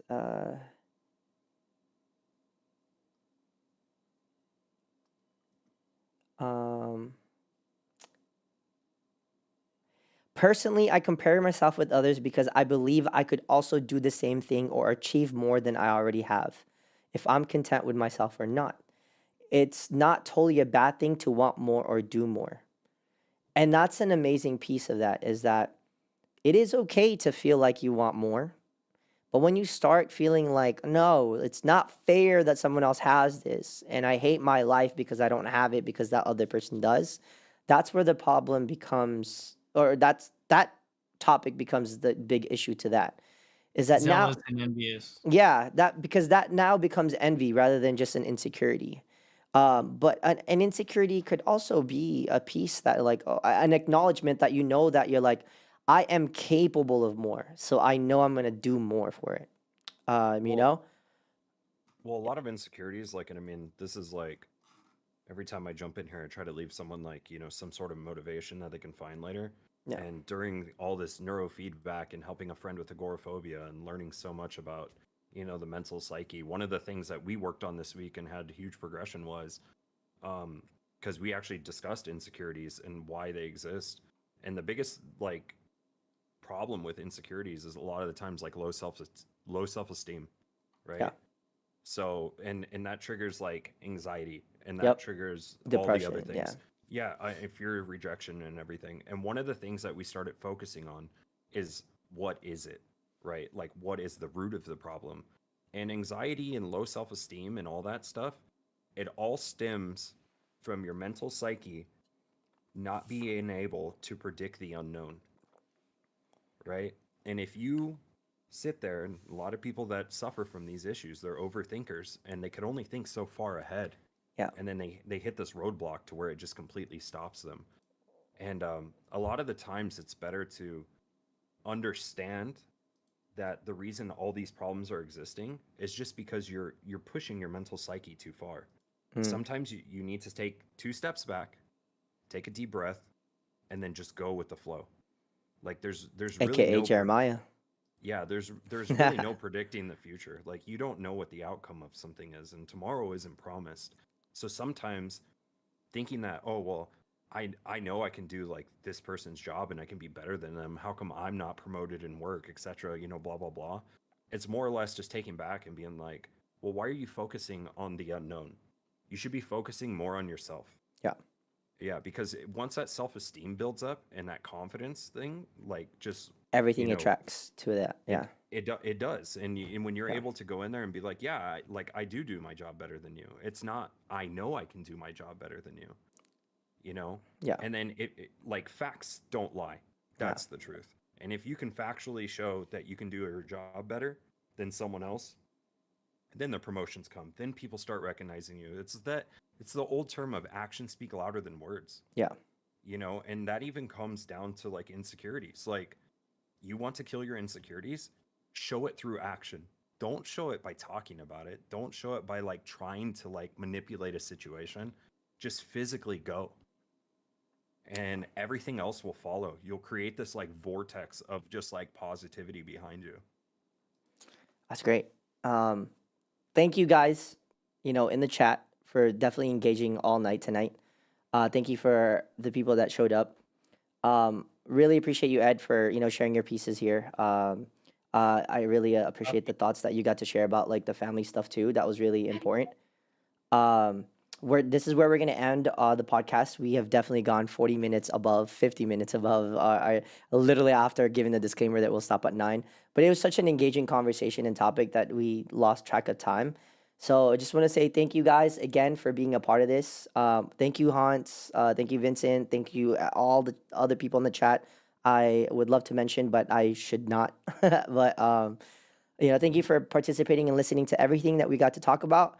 I hope you guys got a piece of something out of this and got to learn a little bit more about like why do we even have these insecurities?